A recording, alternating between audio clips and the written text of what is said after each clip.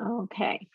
My name is Lauren Simmons, and Claire McLean and I are co-hosting this seminar this morning. I was diagnosed with Parkinson's about 5 years ago, and I was devastated. I was only 54 years old. I did not expect it. And when I got the diagnosis, I thought that that was the best I was ever going to feel. And every day after that was going to be downhill. So 5 years later, I'm healthier now than I was before. I work really hard at it, but there are lots of things you can do to live well with Parkinson's. And we have a ton of resources in Orange County that are available to you. If we have any providers that are in the meeting today, if you run a Rock Steady program or OT, PT, speech, I know we have some providers that'll be joining us. Feel free to put your information in the chat so that people can contact you. And we're going to get started real. Claire, do you want to do a quick intro of yourself before we talk to Dr. Bixby? Sure.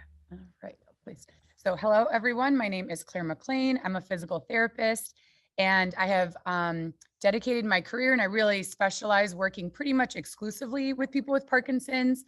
From early in my career, I learned about all the compelling research that showed how beneficial exercise was, both to help people feel better now and to really have an impact on Parkinson's over the long term. And I met some people who'd had Parkinson's for amounts of time, like 30 years, like John Ball, who I'll talk about later today, who is running races, not full marathons anymore. He is in his 70s and he has had Parkinson's symptoms for over 40 years. So that would be really, really spectacular if he's still running full marathons. But I met all these people who are doing remarkably well and were really kind of positive deviants and outliers. But what they all had in common was exercise. And so I have worked as a physical therapist in a traditional setting, and then found that there were a lot of limitations in the traditional setting through insurance in terms of how much access people have. And so now I work outside the traditional system.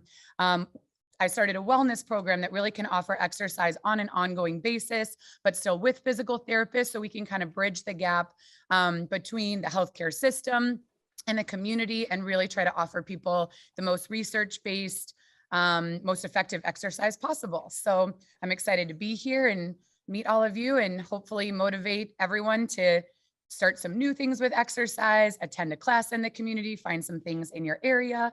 And I'll be presenting a little bit later about exercise and some other lifestyle changes that can really make a big difference. So I look forward to it. All right. Great, thanks, Claire. I just wanted to mention real quickly to everybody, if you want to save the chat, if you go down in the bottom right-hand corner of your chat window, there's 3 little dots, and if you click on that, you have an option to save the chat. All the resources that we'll talk about today, I'll send a follow-up email with the resources, but sometimes there's some different things in the chat. So if you want to save the chat, that's how you do it. Our first speaker this morning is Dr. Mindy Bixby. Dr. Bixby is a movement disorder neurologist with Hoag here in Orange County now. Yay. She's also my movement disorder specialist. And she's going to talk to us about the basics of Parkinson's. If you have questions, that's what we're here for this morning. So please put your questions in the chat, and we will get to hopefully all of them if we can, time allowing. So Dr. Bixby. Yay. Hi. So yes, my name is Mindy, Dr. Bixby, Dr. B, whatever you'd like to call me, just as long as you call me, haha. Just and I am a movement disorder specialist. Yes, I did just get back to Orange County. I'm super happy about it. I have been in Orange County for probably about 6 weeks now. And it's been a slow transition, but luckily we're in the home stretch. And so hopefully by February 1, we'll have all the offices open and available for everybody that actually wants to come and see me. Today, I'm going to talk about a one-on-one aspect of Parkinson's disease. What I mean by that is to get an opportunity to teach you about the fundamentals of Parkinson's, some of the symptoms that you may be experiencing that may be very classic to Parkinson's, and then some that you may think that are other reasons why you have these symptoms and they could be associated with Parkinson's. And so first of all, I first want to talk about what is Parkinson's disease.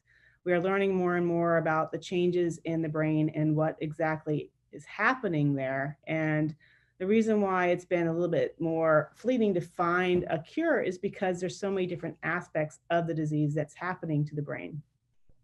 First of all, many people can have dopamine deficiency, which is what Parkinson's is, for 10, 15 years before they ever have motor symptoms. They can have the classic non-motor symptoms of constipation, lack of smell or decreased smell, and acting out in your dreams, talking in your sleep, which is ultimately called REM sleep dysfunction, REM meaning rapid eye movement dysfunction, because when you're dreaming, that's the one thing that should be moving only, which is your eyes. But what happens with Parkinson's is that if you have low dopamine levels, that paralysis that we all have when we dream is not there anymore as much. So people can act out in their dreams quite a bit before they ever have any motor symptoms of the disease. The classic motor symptoms of the disease are stiffness of movements, also known as dystonia, abnormal tone of the muscles. People can have slowness of movement. Another name is bradykinesia, you may have heard of. The third thing is rest tremor, usually happening, again, stiffness, slowness, tremor can happen usually on one side first of the body and then may progress to the other side. Rest tremor is very different than, our rest shaking is very different from action and postural shaking. That said, people can have action and postural shaking as the disease progresses, and it just depends. There's also somewhere where people get diagnosed with essential tremor for many years because that's the only symptom they're experiencing. And many times that's misdiagnosed as something called essential tremor. Essential tremor usually occurs in both hands at the same time. It's usually when you pick up something and you start to shake is what you normally see as an action, again, with action, or posture when you're picking up something and you have to create a whole bunch of muscles being contracting to actually move your body is when you see the tremor. That's the difference between that and a rest tremor, where you're not paying attention or you're distracted and you start to notice, I'm sorry, I can't do it this way, but with your hands on the ground and it starts to shake when you're not paying attention. That's the difference between rest tremor and action and postural tremor. Again, some people can have both, and that's why you have to, I would hope, to see a neurologist to kind of tease that out, and hopefully a movement disorder specialist so they can give a real clear line of understanding of what they're seeing. Again, dopamine deficiency occurs with several different reasons. That's why we're trying to figure out, again, first, genetically, about 35% of patients that have Parkinson's disease diagnosis, it's from some family member, genetic link somewhere that ultimately turned on in you and maybe not in other people of your family. And so a lot of people now, we have a lot of genetic testing that we can do to evaluate you to see if you actually got the disease from a family member. And that's usually where you spit in a little tube, just like you would if you did Ancestry.com or 23andMe, and you send out that saliva to evaluation for your genetic markers and ultimately your full spectrum of your DNA. And it allows you to actually see if you have some of the markers of Parkinson's disease. And every day they're looking at more and more and more markers, which is, I think, is part of the plan, hopefully, as time goes by, to look at those markers and understand what's happening and ultimately find the cure and slow down the progression of the disease. And so, again, let's walk back a little bit.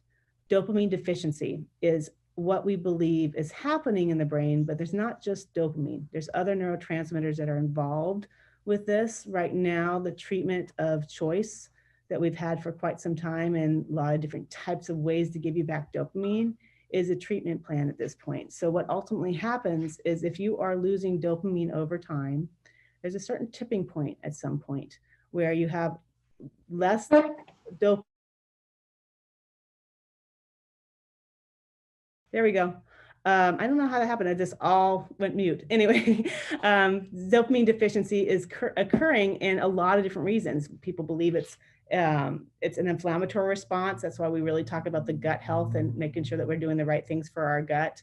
We look at the possibility of some nitrogenic stress, basically having nitrates being overbearing in your brain, causing a dopamine deficiency. We've seen some aspects of some chemicals that may be creating a possibility of creating a dopamine deficiency through toxins. There's so many different possibilities out there. We now know that the Veterans Administration is evaluating people that have had exposure to Agent Orange and looking at that as a possibility of why they got Parkinson's disease many years in their life after they were exposed to Agent Orange. The other thought process, of course, is fertilizers. We do know that the area up in Central California around Fresno area is a huge agricultural area. And we found that there's so many more people that have Parkinson's there than in the general population throughout the country. And so we're really looking at that as a possibility of the exposure that they had when they were younger. Again, we cannot define it right now that that's the reason, because some people don't have it and they were exposed to the same amount of chemicals. And so it ultimately comes down to how your brain is looking at your world on top of the genetics of it. And so the treatments of choice at this point are anything that gives you dopamine back, whether it be, and I'm going to name some names, and some of you may never heard of some of these names based on the fact that you're early on learning about this disease. And again, please remember that this is just one aspect of how you treat Parkinson's medication. The other aspects of you are moving, keeping yourself socially involved with this wonderful group that we're in right now, and ultimately getting you to a place where you're constantly getting in a place where you're part of the society. And that's, I think, has helped tremendously, even more than the medications I'm going to tell you about right now. And so dopamine deficiency is usually treated or evaluated by seeing a doctor. And again, I have to say, I would really recommend you seeing a movement disorder specialist at some point when you get this diagnosis, for one, to get the education that you need to be able to move forward, but two, to make sure that you have the right diagnosis, because a lot of times this diagnosis can be misdiagnosed as other things or diagnosed as Parkinson's disease when it could be something else. And so you want to always make sure that you're looking at that as a possibility. And again, if you have the classic symptoms of whether it be rest tremor, stiffness or slowness on one side, and some other aspects, which we'll talk about, non-motor symptoms, and it may be classically that you're doing great, you try medication, and all of a sudden you do, all those symptoms are gone, then it may be try and true that's what you have. But if there's a question in your mind, if there's a question in mind in the neurologist or the primary care doctor that you're seeing that's diagnosing you with Parkinson's, then I would really highly recommend that you see a movement disorder specialist just to make sure you confirm the diagnosis, even if you just see them once. I've been lucky enough to be able to help a lot of patients across the country where they're just ultimately seeing me once, just to ultimately evaluate them. It has been through Zoom and virtual because that's the opportunity for them to actually see somebody that's not close to home, because there's not a lot of movement disorder specialists out there in the smaller areas of the United States, but population. But that said, how do I diagnose this? So a person walks in and they're having some symptoms. And again, I have to say about 30% of people that have Parkinson's do not have rest tremor.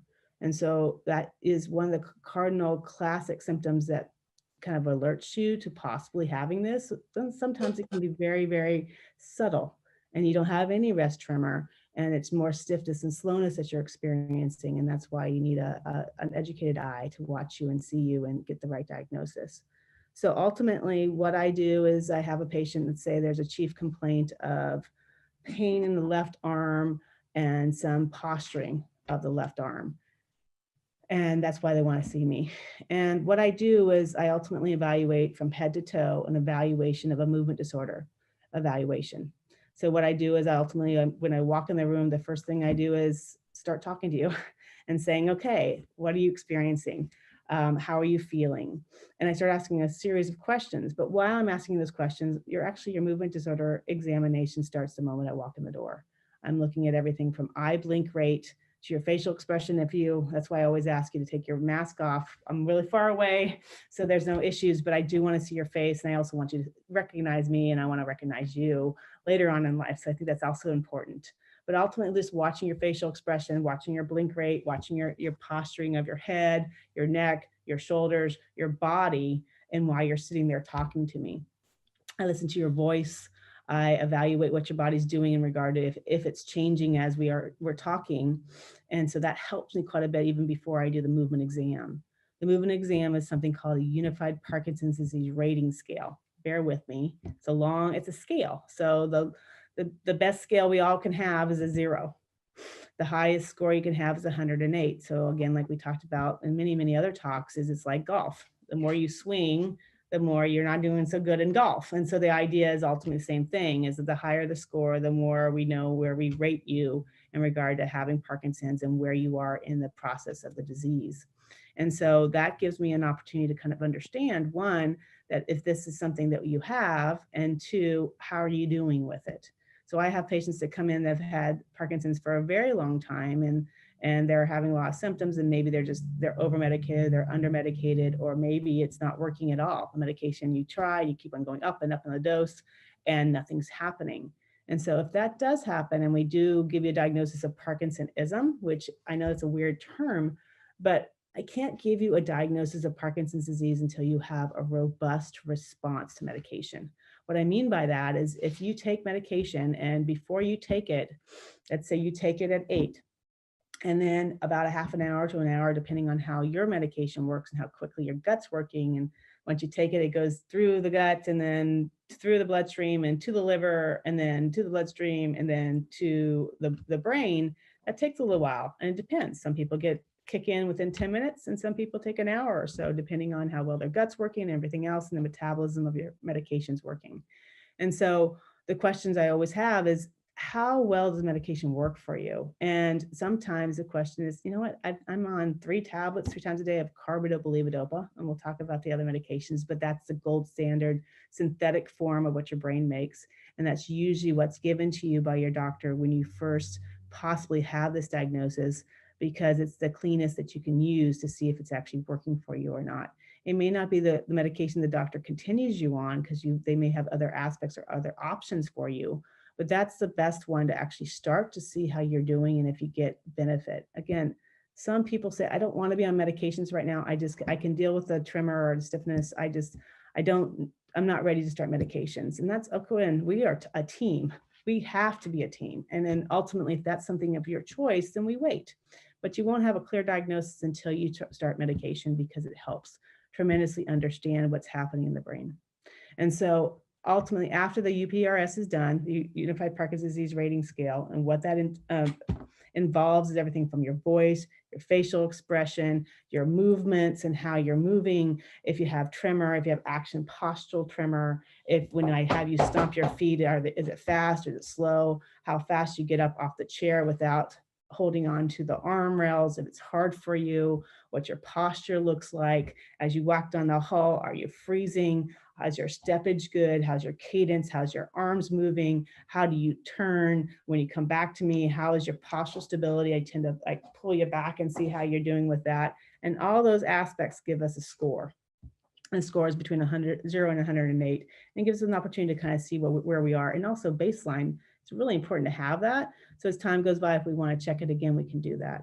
On top of that, I always do a cognitive test at least once when we first start to meet each other, about between 1 and the 4th visit, so that we have a baseline of how you're doing when we first meet you. Because some people can notice that they have some short-term memory with Parkinson's and some cognitive changes, and we would like to know what your baseline is when we first meet each other. So those are kind of the things you do when you have an exam and you evaluate. And then we start saying, I think you may have a dopamine deficiency. But be able to know that, we have to try medication, and if you get improvement, then we know we're on the right track. If you are taking medication and you come back and see me or whoever you're seeing, and they usually increase the dose the second time, and again, I don't know what everybody else does, but normally the standard of care for how I was trained is that you start the slow, low dose. Again, carbidopa-levodopa is what usually started first, also known as Sinemet.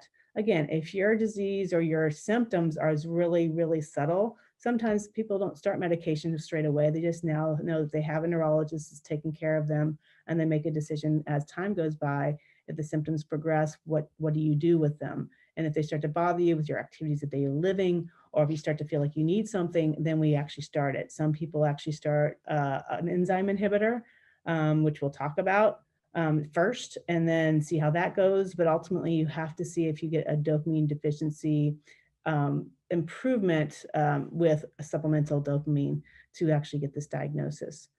The other opportunities or possibilities of some of the symptoms that you're experiencing is something called Parkinsonism. Parkinsonism is an umbrella term with a lot of things underneath it. So you can have stiffness, slowness, tremor, walking changes, and you may not have a robust response to medication, and it may be a different diagnosis. And so some people, and ultimately, if you don't notice a difference with giving back dopamine with a pill, which we'll talk about more about the medications, is that you consider doing an image of the brain. And a lot of times I do it anyway to evaluate how your brain's doing. And what I'm looking for is several things. So with Parkinson's disease, there's no change in your MRI, per se, or your head CT.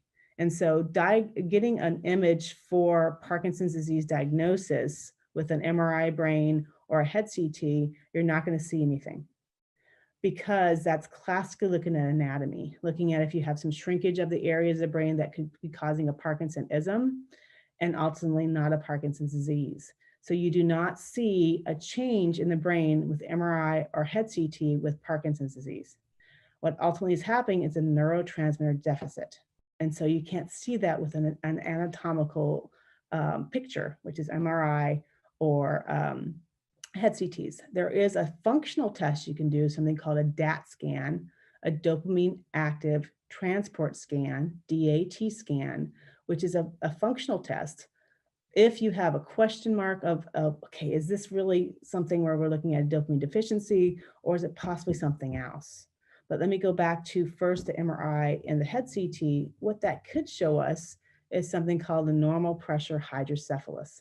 So bear with me. If you have too much fluid on the brain, what happens is it pushes against the midline structures of your brain, which is your urination centers of the brain, your cognitive abilities of the brain, and then your gait, your walking areas of the brain. And when it pushes enough, because the fluid's pushing against the brain, you start noticing things, changes in walking, but it's a different type of walk. It's almost like a magnetic gait, like you can't pick up your feet, and you excessive urination, and then cognition comes at the same time. It's called the 3 W's: wet, wacky, and wobbly. I know it's a really weird thing to tell you, but it's a good way of us learning and meeting that when we were going through medical school to understand how we can remember the normal pressure hydrocephalus, 3 cardinal symptoms of that. And so that's where, that's when the imaging comes to play really, really well to actually understand, well, maybe that's what you're experiencing. I've had a wonderful patient, was diagnosed with Parkinson's for 10 years, kept on giving him dopamine. And finally they came to see me and they said, dopamine's never helped us. And he's getting worse. His memory's worse, his walking, I mean, he literally can't pick up his feet, and he just urinates constantly, and he can't get to the bathroom. And so we did an image, we did a head CT, and his ventricles were huge because there was so much fluid in them. And so what ultimately ended up happening is that we had him do a trial where they took a little fluid out. And again, when you take the fluid out of the back of the spine to get an evaluation, it was a test. He walked better, he was more clear. It only lasts for a short period of time because you regenerate your cerebrospinal fluid pretty quickly. And so that person actually got a shunt. VP shunt is what it's called, a ventricular peritoneal shunt, where the fluid actually, you have a nice little gauge where it takes more of the fluid away and pumps into your stomach. And this person completely changed his life. And so he didn't have Parkinson's disease, he had Parkinsonism. And I have a million things to tell you, but that's kind of, we'll stop at that because I know that I want to go on with more things. But what I'm trying to say, and what ultimately the idea of this is, I want to make sure you're aware that we want to make sure you have the right diagnosis. So when we move forward, we're doing the right things for you. And so if the diagnosis is, okay, I do have Parkinson's disease, what do I do? So there's dopamine deficiency medication, which are supplements, somehow, some way getting you dopamine back. How do I do that? There's one, again, like we talked about, carbidopa, levodopa, also known as Cinemet, which most people like to say much easier. And it comes in a 25 and 100 milligram form first, and there's 50 or 200s. So there's controlled release and there's immediate release. There's also something called Stalevo, which is a medication that's a combination dose, which gives you an opportunity to get dopamine, but also stop the liver from breaking it down, so you get the most benefit of that medication.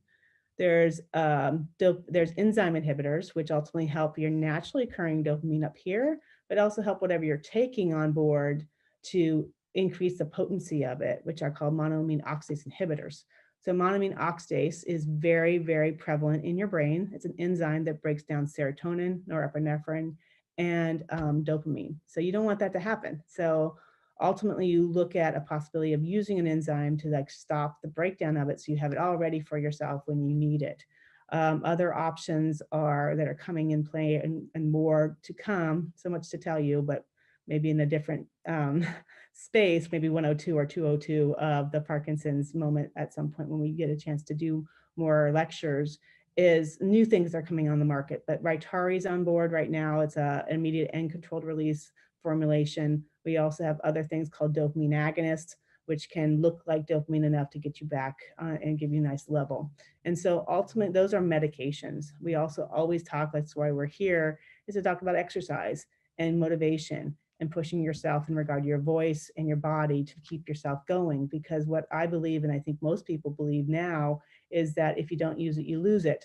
And so if you're not loud every day and you don't do your vocal exercises, and if you're not moving your body and building yourself up, it's much harder for your brain to remember how to do that, and your body to remember how to do that. And so you want to constantly remind it.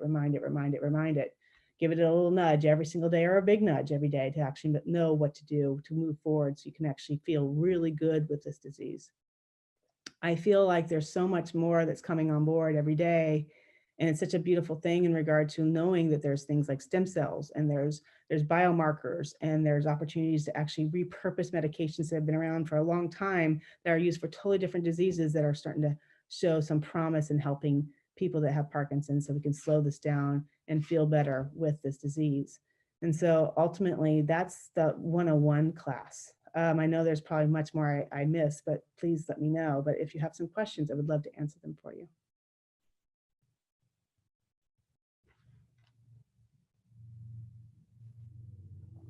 Okay, Dr. Bixby, we did have some questions come in. We've had some that come in beforehand also. Can you talk a little bit about when to start medications? Do people need to start it right away, or is it okay to wait? Absolutely. So it is okay to wait. They did do some studies in regard to, at the beginning, probably in the 1980s, 1990s, they felt like wait as long as you possibly can and then start it. That I don't believe is the right answer at this point. The whole goal was to get you to have the best quality of life right now.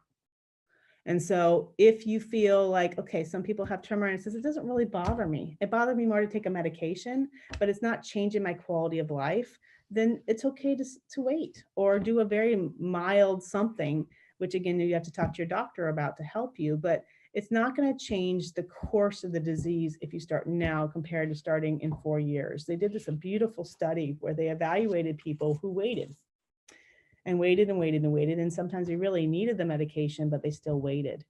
And they found that at that time, that 4 or 6 year mark, the person that waited compared to the person that didn't wait was on the same dosing of medication that they would be on if they would have waited or didn't wait. And so that whole 4 to 6 years of that person going, I'm really stiff, I'm really slow, but I'm going to wait, I'm going to wait, I'm going to wait, I'm going to wait, ultimately, unfortunately, was not the best decision, because I want them, and I believe they wanted to have a better quality life, but they didn't realize that because they waited, it didn't change the course of the disease. It didn't change things in regard to how they're doing. And then the next question, I'm sure, is, I started medication and they keep on giving me more.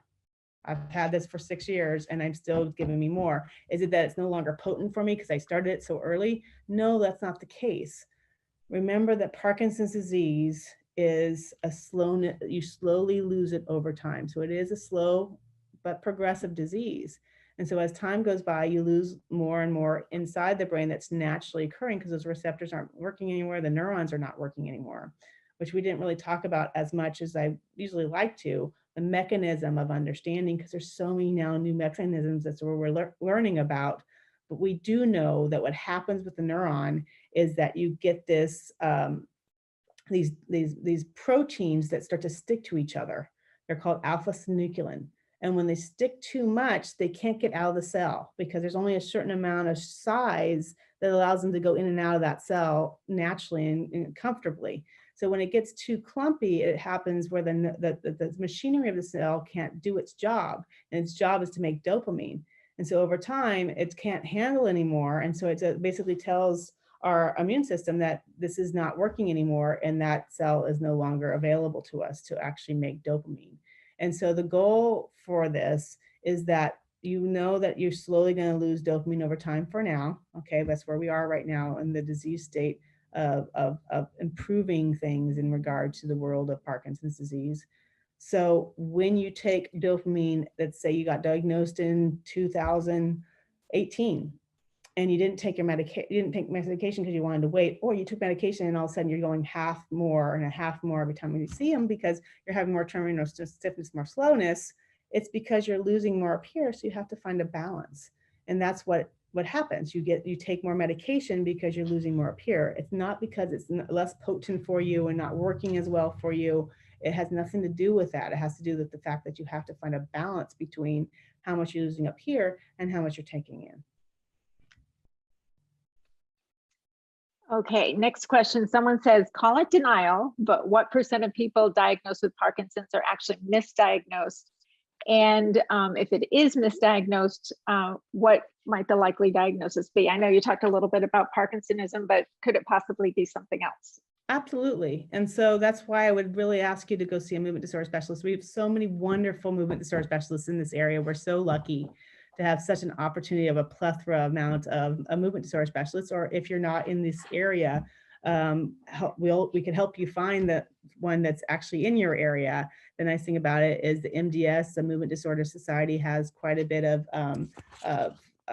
information for you if you can't find one close to your area.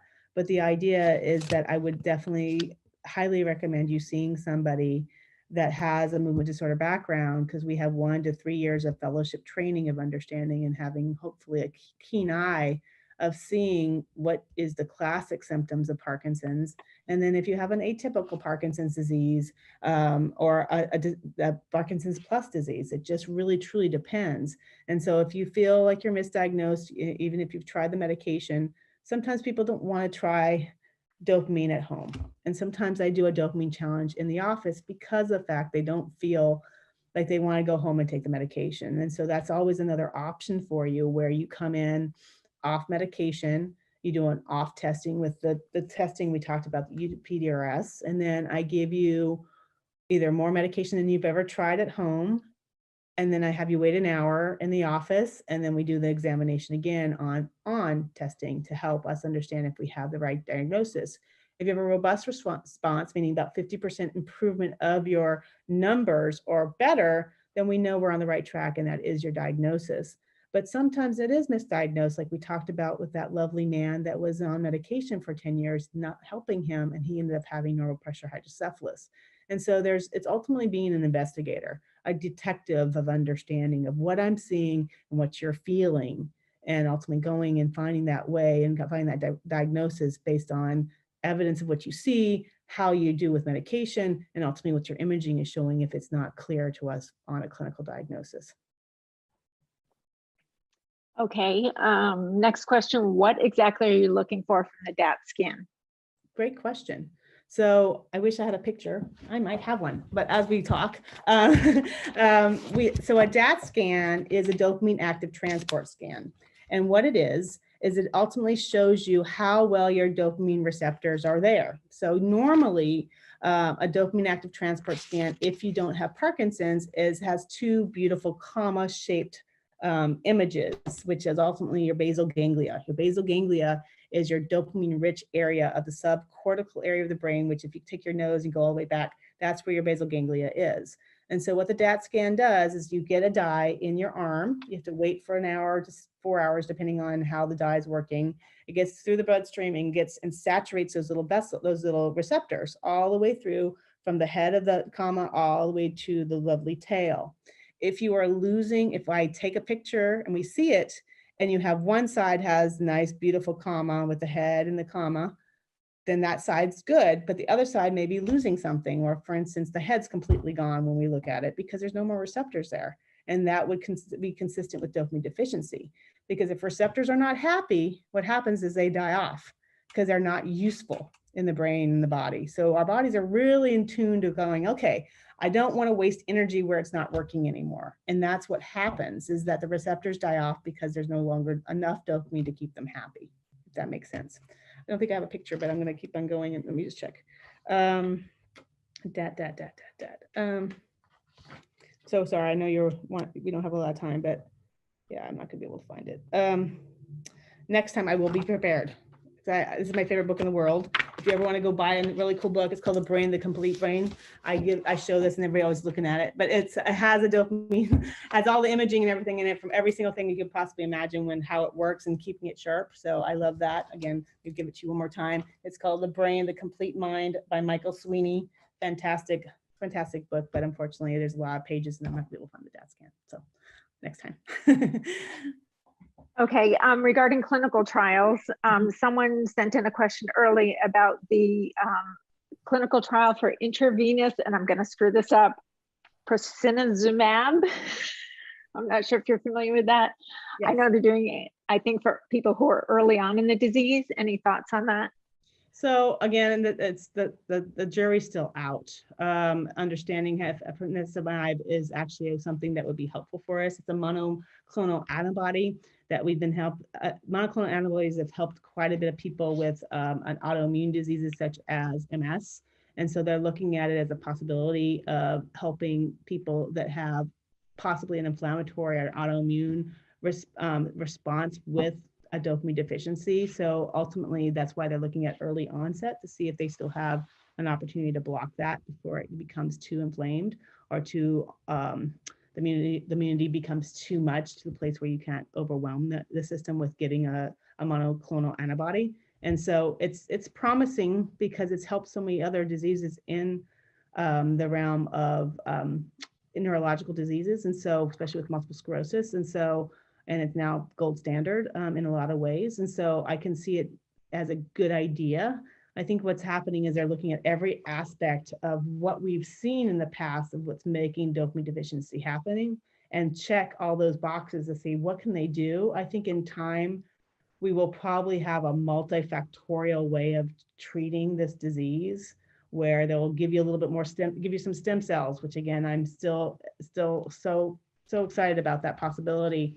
And finally, it's happening at Scripps. Starting literally on October 20th, they decided to get approval through a wonderful cell line of opportunity where they're going to be evaluating, I believe, 10 patients. And again, correct me if I'm wrong, I'm still waiting for the numbers to see. There's 5 locations that they chose to actually do the finish this stem cell trial. Again, it was on hold for 2 years for COVID and a lot of different other reasons, but luckily now they're pushing through. And so we'll have a lot more information probably in the next 6 months to a year for is stem cells standard of care. And if is it the one thing that's going to help, or is there going to be a multitude of other things? But I'll keep you posted. I should know more in about 3 to 5 months of how we're doing in regard to that. But a lot of good friends of mine at Scripps are doing wonderful work with that. And a lot of wonderful patients that were willing to participate and give their cell lines for this. I think is going to be an amazing opportunity for us to see quite a bit of things close to our area. And hopefully in time we can all go and participate in those clinical trials as soon as they're available to us. Okay. Someone else had a question. We might want to wait for Claire to answer this one. You can let me know.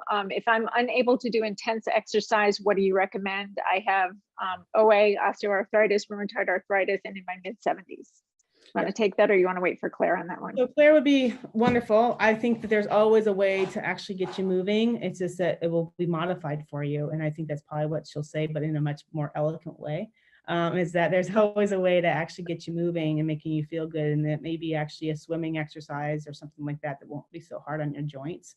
But I think that we always can find a way to move, because ultimately with RA, OA, all those different arthritic diseases, or ultimately we all will have a little bit of arthritis as we get older, just depends on where it is if you don't move it, ultimately what happens is it becomes much more stiff and you can't do it. So I think it's still very, very important that you move, even if you do have these things. It's just wants to make sure we don't hurt you, but also gives you an opportunity to actually start to feel more flexible and start to move a little bit more. Important is like we have to move somehow, some way, but I'm sure she can find a great modification for you to help you get to that place without hurting you. Okay. Someone wants to know when you're going to open in Laguna Hills. Are you going to open in Laguna Hills? No. So great question. I'm in Laguna Beach. We've been waiting for this to open up, and just 2 more minutes. I'm sorry, my daughter just came over. See, it's real life here. I'm at 105 Crescent Bay Drive and Suite K.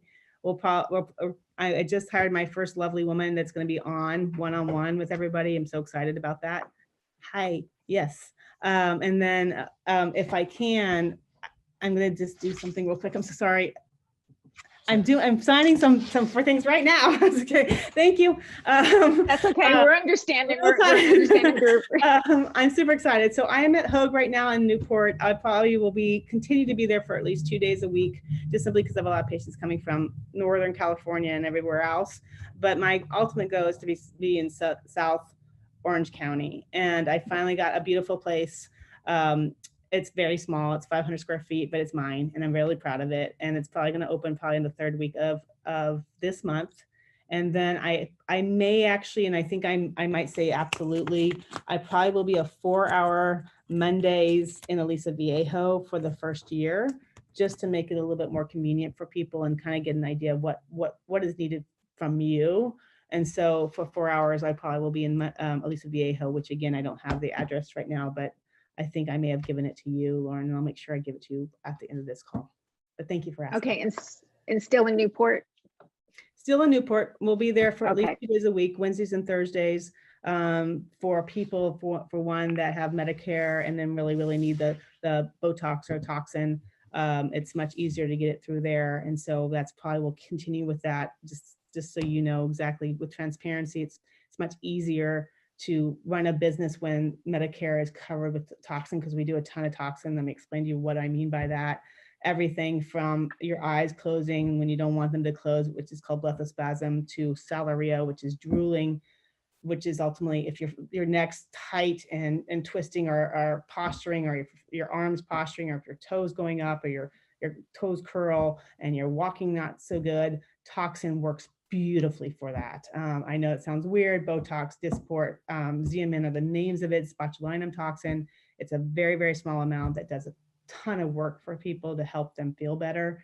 And so the goal of being in Newport is that they have an opportunity for me to actually do that in a beautiful way. And that's why I'll probably stay there, on top of the fact that I have some people that are in Fountain Valley and Huntington Beach and Long Beach that really feel like the convenience is much easier for them in Newport. So 2 days a week for sure, I'll stay there for now, for the first of the unforeseeable future. But I'll be down there often. Okay. Someone asked, how does inflammation impact Parkinson's and how do you assess it?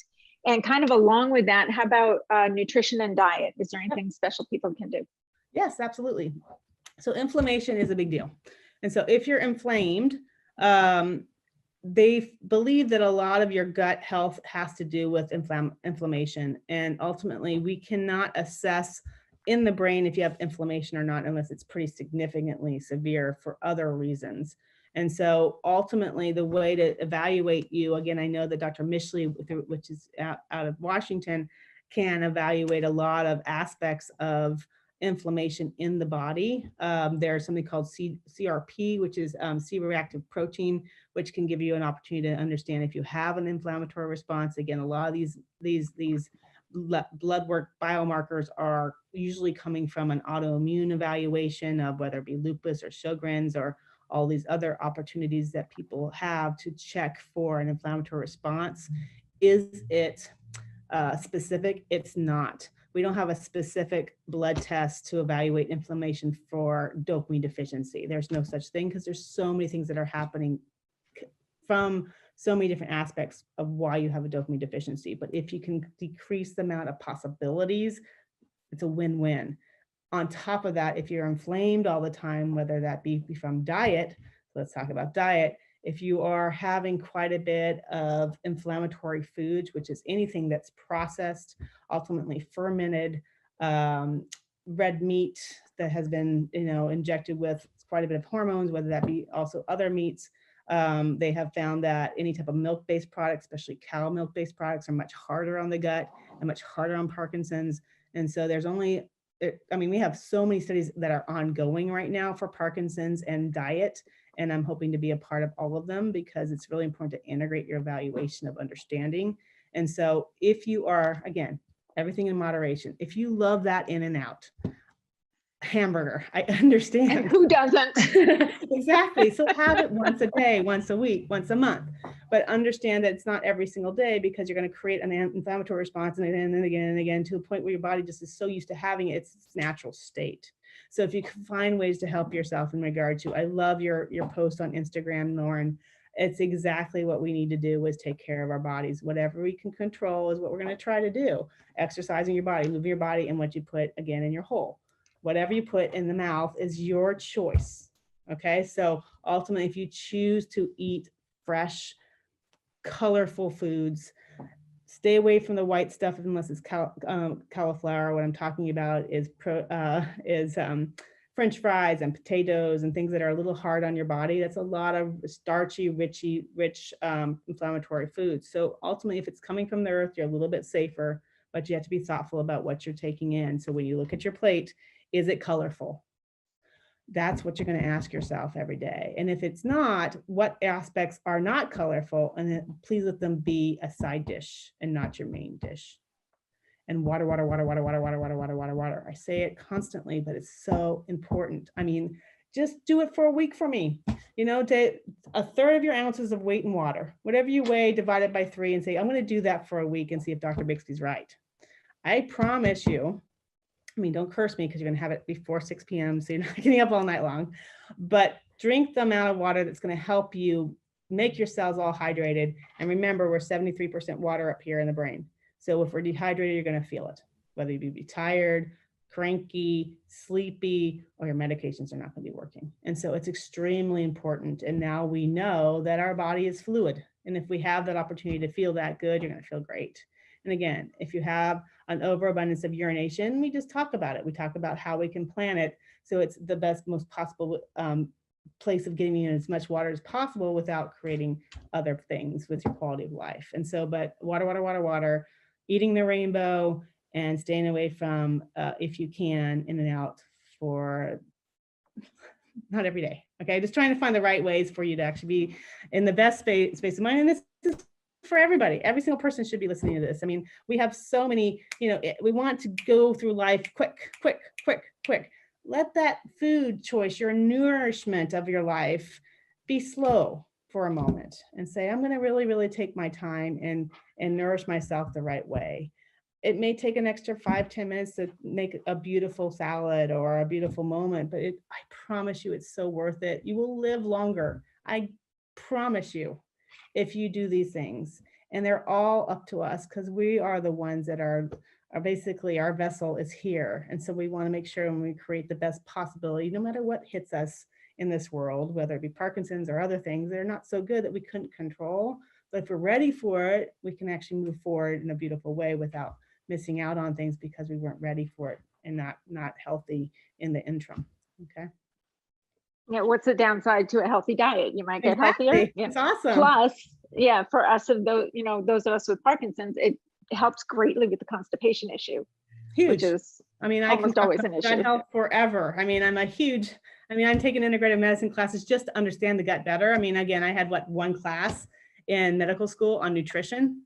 That's so sad. And it was an elective. And now it's like, I'm so happy that it's become, you know, first line right in front of our faces and understanding, wow, I need to pay attention to this because it's all us. We got it, you know? Yeah. Okay, another question came in. Do Parkinson's medications advance bone density decline? And are there any of the meds that are recommended to slow the process contraindicated? Okay. So you're asking if osteopenia and osteoporosis is more highly regarded when you're taking any dopamine replacement products, correct? And so they haven't shown a clear correlation between the two of them. Again, the idea is that what are you doing to your body when you get Parkinson's? And is it other things that are creating the osteoporosis and osteopenia? And so if you're not moving on a regular basis, again, Caucasian females that are thin are the highest rated possibility of having osteoporosis and osteopenia. Why? Well, bone density has to do with muscle strength and weight. Okay, so if you're walking on a regular basis, your re-engaging that bone all the time. Your weight-bearing exercises are going to improve osteopenia and osteoporosis more than any medication you can possibly give, because what's happening is you're constantly rebuilding that bone.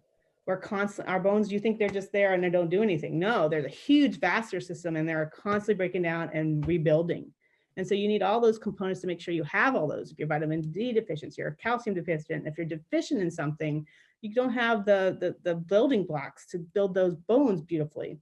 You may have a genetic component of osteoporosis or osteopenia. We have to watch that too. But the carbidopa, levodopa, and the dopamine replacement therapies haven't been absolutely shown to actually create that. That's why if we did have that, then we'd mirror it with something. Like we'd give you a bisphosphonate or something that would be part of that. And so we haven't had enough research to gain that understanding. But ultimately, the studies that they have done hasn't shown like a correlation absolutely clear that it has anything to do with dopamine replacement medications. It has to do with, let's look at the whole body and the whole life of that person and what are they doing and what we can do to actually help you. Yes, you can look at medications and go, that's the reason. And that's really hard to do when it comes to bone health. Okay. I know we're running short on time and this next question could take a whole afternoon. Okay. Sleep is an issue for lots of people with Parkinson's. Any thoughts on sleep? Yes, so it depends. So are you having sleep dysfunction in the middle of the night because you wear off? That's one thought process. So dopamine actually allows you to sleep well. Why? Because dopamine is also a contributor of your melatonin. And so you have a naturally occurring sleep aid in your brain that's called melatonin. And so melatonin is deficient when you're dopamine deficient. And that's why a lot of people actually take melatonin as a supplement to help them sleep. Another option and possibility is that you go to sleep well, but you wake up at 1 o'clock in the morning. Are you getting up to urinate? Then we talk about that. If you're urinating, you're going to get up no matter what. If I can help you with that urination, and that's the real reason that's keeping you awake, and now you're awake, then we talk about how to work with that. How's your sleep hygiene? Is your bed comfortable? Do you have a clock that you stare at all day long? Do you have at night? Are you eating a big meal before you go to bed? Are you drinking a lot of water before you go to bed? Are you watching something that's too aggressive that goes right into your dreams and not allowing you to sleep, or you're dealing with something that's ultimately too much stress? Are you exercising right before you go to bed, which gives you too much stimulus, which creates, unfortunately, too much endorphins, and flight or fight, you can't calm yourself down. So the whole idea is actually finding your sleep hygiene evaluation. That's why we talk about all those things. Now I have actually a rating scale when I see people to actually, hey, do this and let's see where you are, because it is so important to talk about, because if didn't sleep last night, your symptoms are going to be worse the next day. They just are.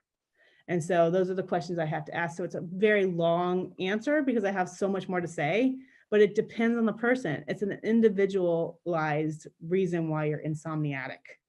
And so we have to kind of get to the bottom of it and make a decision on what we can do together. There's natural products that we can help. There's ultimately people do CBD and all these other things, valerian root underneath the tongue, melatonin. Is that the reason why, or is there something else happening? Did you drink some caffeine every day right before you go to bed? I mean, there's so many things and aspects of it. You have to ask yourself those questions, and then we can move forward and help you with the sleep dysfunction. Okay. Great. Thank you. I think we got to all the questions that came in. I want to respect your time. Thank you so much for being with us again. Once again, Dr. Bixby is always volunteering to come in and talk to us. So thank you, thank you, thank you.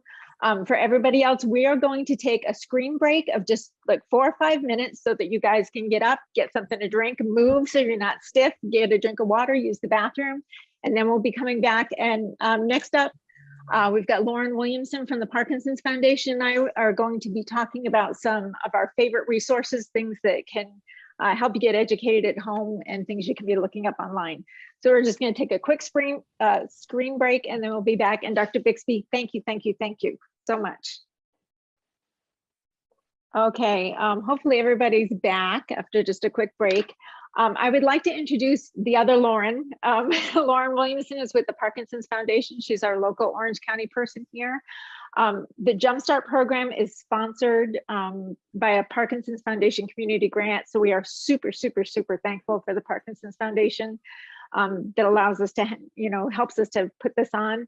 But the Parkinson's Foundation also has a ton of really helpful resources. So I'm going to let Lauren take it from here because she's going to jump to another meeting. She's going to talk about the resources from the Parkinson's Foundation. And then after that, I'll talk about some other ones. So you can take it away, Lauren. Thank you, Lauren, and thank you everybody for allowing me to come on and share a little bit about the foundation. As Lauren mentioned, we do have a community grants program, and we are really grateful for people like Lauren and PD Buzz who really help us identify the needs of local communities and address those for the Parkinson's community. We are for those of you that don't know, we're a national nonprofit organization, but we operate on a regional and a chapter structure. So we are the California chapter of the Parkinson's Foundation National Organization. So one of the many things that the foundation does, as Lauren mentioned, is offer a variety of resources free of cost to those who have Parkinson's, as well as their families or care partners. I can share a little bit about what those are, and I want to emphasize again that these are all available free of cost. And at the end of me sharing, I'll go ahead and I'll put the information in the chat box so that you can have my contact information if you have any questions, and have the Parkinson's Foundation website where you can place an order for any of these materials that you might want. So I think one of our most popular resources are our educational books. I have them here. It's a little hard with my background, but I'm holding it up. And we offer these in a variety of topics. As you can see by this one, this is just a sample of our caring and coping. And this is another one here, speech and swallowing. These books are all topic specific, and they are meant to really help people learn more about the symptoms and issues that is specific to their own Parkinson's journey. As I'm sure you all know, a Parkinson's diagnosis can vary from person to person, and what might be a symptom for one is not a symptom for another. So the idea behind these books is to minimize the overwhelming amount of information out there and provide you with just the information and the tools that you need to help better your own life with the symptoms that you're working on managing. We have these in a very wide number of topics. Just a few off the top of my head, in addition to the ones that I showed, are medications, the importance of fitness and ways to integrate fitness and exercise into your daily activities, and why that's so important for people with Parkinson's. We have a sleep book. I know it sounded like somebody had a question about sleep earlier, so we have a book dedicated to that. We also have managing Parkinson's mid-stride. So I know a lot of people part of the Jumpstart today are newly diagnosed, but after some time has passed, it's important to kind of do a refresher and what might change after you've been diagnosed for a little while. So we have that book and a whole variety of others as well. Cognition, mood, psychosis, just a whole lot that are so helpful. I also highly recommend the Caring and Coping book. It's a really wonderful tool. There's kind of some questionnaires and some charts in there, things to kind of help you keep track of information if you're a care partner or a care provider. It's just a really wonderful book, and we get a lot of great feedback about it. So those are our books. We also have our, here it is, Aware and Care Hospitalization Kit. This kit is something that we recommend for anybody who has Parkinson's disease. And the idea behind this kit is to ensure that somebody with Parkinson's receives the best care possible when they are staying in the hospital. And that applies to whether that hospital stay is Parkinson's related, or an emergency related, or even elective surgery related. This kit helps you manage let me open it up. It helps you ensure that you're receiving all of your medications on time every time. The foundation has done studies in the past, and it shows that an unfortunately large number of people who are hospitalized with Parkinson's do not receive their medications on time. So this kit comes with a lot of tools to help you be an advocate for your medication schedule and help keep track of it yourself. It also includes a tear pad so you can give information to hospital staff and nurses about the intricacies of Parkinson's care and medication. Part of the idea of this kit is to help close the gap between a nursing staff and somebody who is more specifically trained in the details of Parkinson's care. The foundation has other ways we're working to address that issue, but this is the most proactive way that we can help empower a Parkinson's patient to advocate for themselves in that kind of setting. So again, highly recommend this. Excuse me. It also comes with a medical ID bracelet as well, and a card that you can keep in your wallet. So it's really great for travel, for driving, things like that. So absolutely recommend getting an Aware and Care kit too. 1 minute, I'm sorry.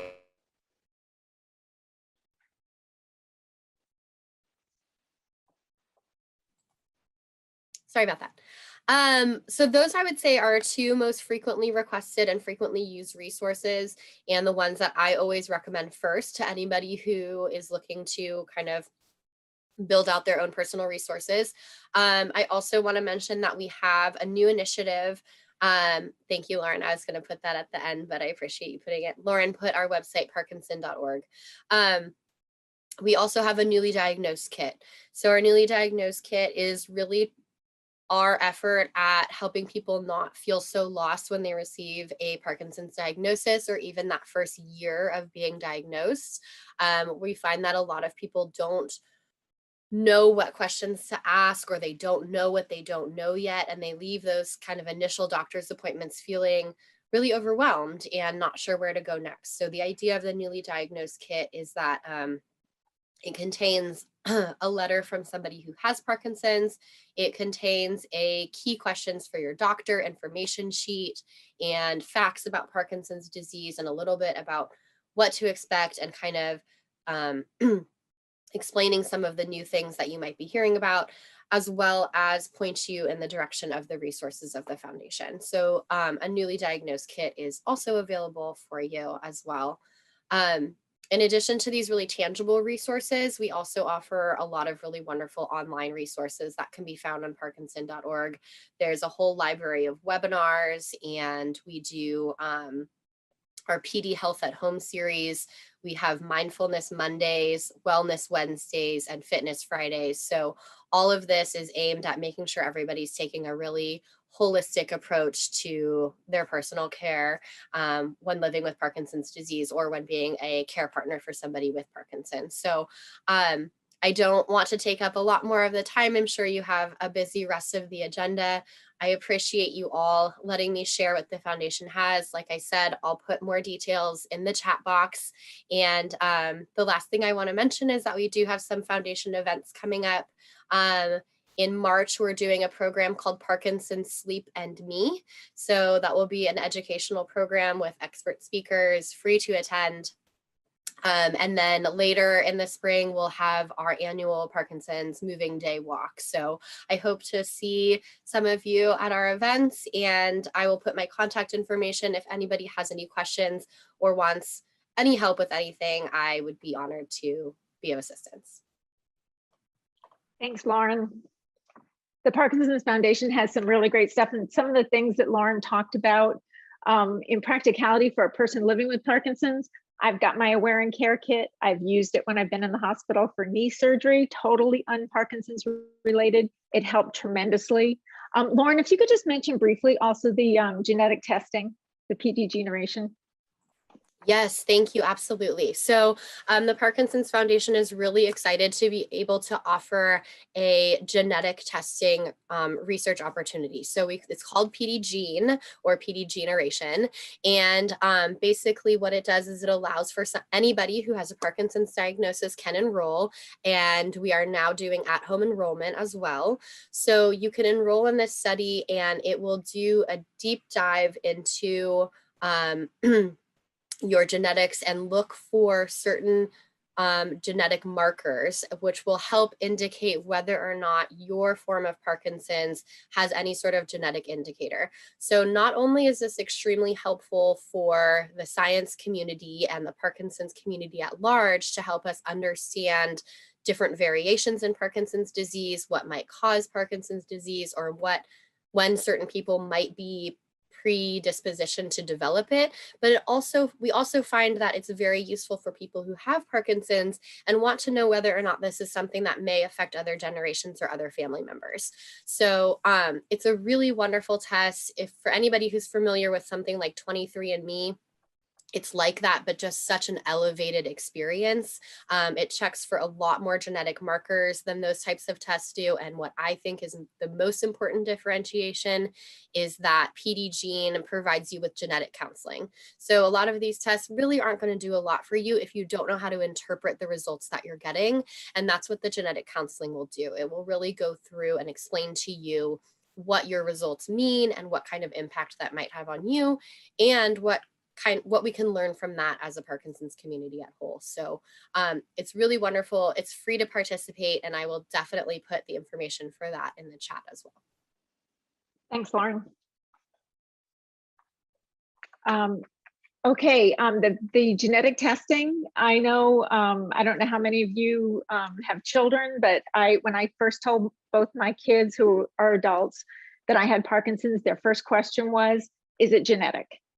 And not a lot of it is, but some of it is. And I did the PD gene testing with the Parkinson's Foundation. It was really easy to do. I did it at home over a Zoom session. They supervised my swabbing of my cheeks and all that, sent it in. And then I had a call with them, with the genetic counselor and all that. And I don't have any of the markers, any that are identified yet, but it's just good information to know. So that's available to you. So thank you, Lauren. We appreciate you, and we appreciate the foundation. Thank you for having me. Okay. Okay, for other resources, some of the things that I have found to be most helpful to me, I thought I would go over. You don't have to worry about writing all of these down. I'm going to send a whole list of them, plus we're recording this and you'll get a copy of the recording. But I thought I would go over some of the resources that I use on a regular basis. So the first one is called Every Victory Counts. It's a manual from the Davis Phinney Foundation. It's got just a wealth of information in here. It's got inspiring stories from people with Parkinson's. It's got information on medications. It's got worksheets in the back that you can take to your doctor's office. They have a brand new one that's out just for care partners. These are free. So you will get the information. I will send it to you, but you can go to the Davis Phinney Foundation. You can also download them, and I hear that they have an audio version of this one anyway. I don't know about the Care Partner one yet because it's brand new, but I go to this all the time. Lots of good information in there, and it's my opinion that an educated patient is a healthier patient. So I feel like the more you know, the better you're going to do. So along that line, my next recommendation is the new Parkinson's Disease Treatment Book by Eric Alskog. I don't know if these are on my screen, these are coming up backwards to you guys. I apologize if they are. This book has just a wealth of information. You can see I've got it well marked. I go back to it on a regular basis. It's got a lot of the basics in here, and there's so much information to know that even 5 years in, I go back to this on a regular basis. If some, I get a new symptom that comes up, or just a question about something, I will go to this book. He puts it in very simple terms so that you can understand it. So I highly, highly recommend this one also. Then I've got, Lauren talked about these, my rainbow books from the Parkinson's Foundation. There's a whole bunch of them on all different topics. They're all free. The Eric Alskog book that I talked about is not free. You'd have to order that one, but in my opinion, it's well worth it. Another resource that's really good is Dr. Lori Mishley's online Parkinson's school. We're trying to get a promo code for you guys. Her online Parkinson's school is typically, I think it's $150. In my opinion, well worth it, even if we don't have a promo code.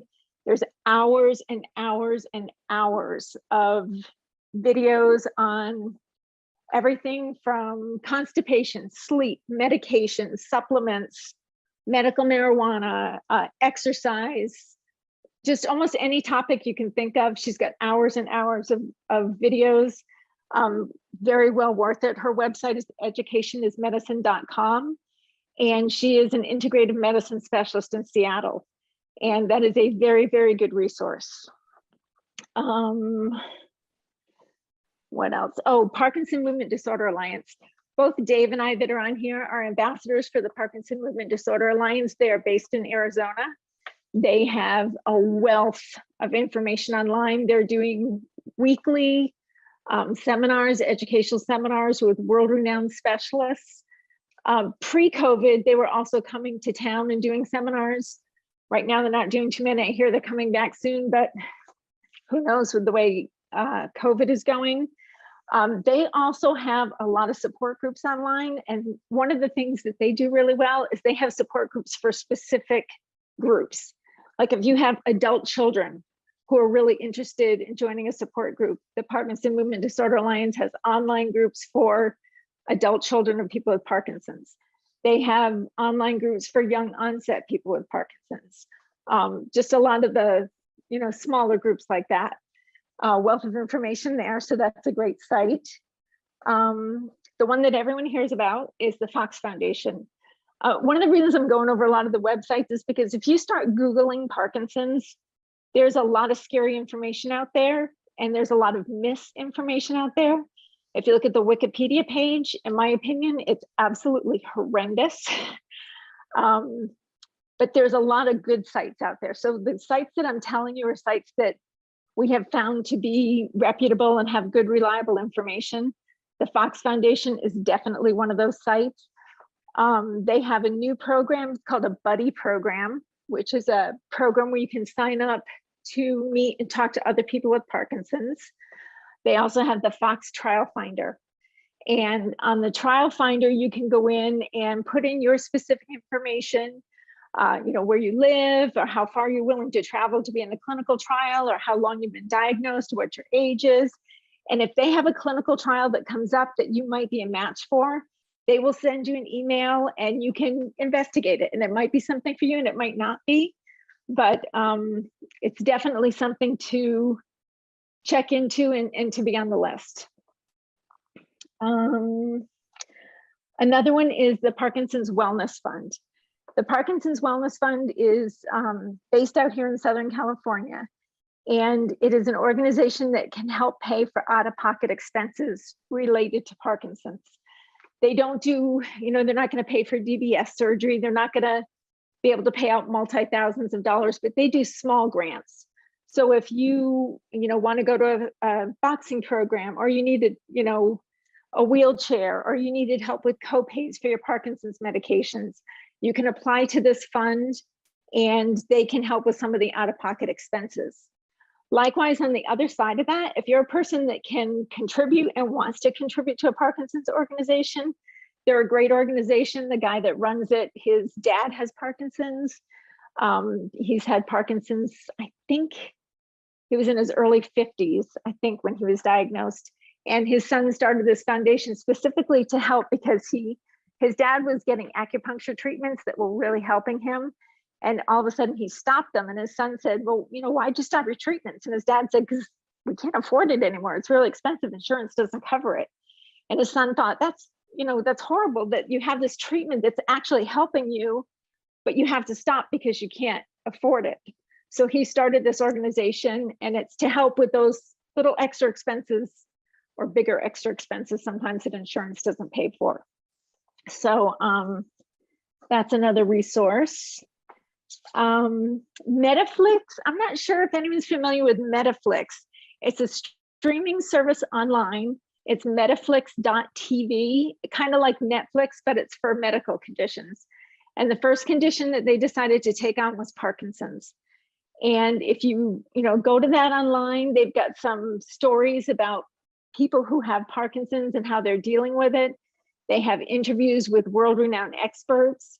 They've got a lot of really good information for people that are brand newly diagnosed and for people that are a little bit further on, but it's definitely a source that I consider reliable and has good information. So that is something else. that's a good resource. Dave, do you know if Claire is back yet? Can you tell? No, she's not. She's not. She's not back. She doesn't have a video on, and she doesn't have her audio on. Oh, okay. All right, then I'll just keep talking to. She's got her there's video on. Claire. I think she is back. Perfect timing, Claire. You're back. I was just going to keep blabbering, but I think I went through. Oh, yeah. All right. Claire's been teaching class, so we can give you a minute to. I'm good. Yep, You're looking like you had a good workout, Claire. Yeah, it was a good workout. It was a great class. And I got my heart rate up while teaching the exercise class, which is always a good sign. Not just the people in the class got a good workout. So yeah, all right. Are we ready? Did you want me to share any resources, or did you go through all of those? Is it time for me just to pull up my presentation? Yeah, I think all the resources about we'll get to the when. Oh, it's breaking up a little bit for me with you. Is that just me? Yeah, it's breaking up for me too, Lauren. Okay. Say it one more time, Lauren. I didn't quite hear what you said. I said we've had a question about exercise to those as you to them as you talk and getting through all the resources already. Okay. Okay, cool. All right. So yeah, I will take a look in the chat too and see if there's some other questions, and then I'll be available for questions after the presentation as well for any other questions about exercise. So I am going to share my screen. Can you hear me okay, Dave? I can hear you fine. Okay, good. All right. Let's see, where is, let's just share it, and then I'll scroll to the top. And then I will make it full screen. Okay, and I do not want subtitles. Alrighty, this small, so many things to do. Okay, so thank you all for having me back after a brief step away from the meeting and presentation. I'm really glad that the timing was such that it was in terms of organization with Dr. Bixby going first. And so I could be teaching class while she was talking. We were listening a little bit too, and some of the members of class were interested in meeting Dr. Bixby, so I brought them over and introduced them to her while she was presenting. So yeah, and then now I'm back. So I am going to be talking about exercise as medicine and some other lifestyle factors that I see when people implement these changes in their life, that it really benefits them. And it is a little bit tricky to say, you know, which changes can make the biggest difference, because I often see, you know, when people start exercising, they also incorporate other healthy habits. And there's research that shows that the more you exercise, the better you sleep. And then the better you sleep, the better you feel, and the more you feel like exercising. So these healthy lifestyle habits are very much connected to each other. But that's what we'll be talking a little bit about. And then of course, exercise is really one of the most important things that you can do for yourself.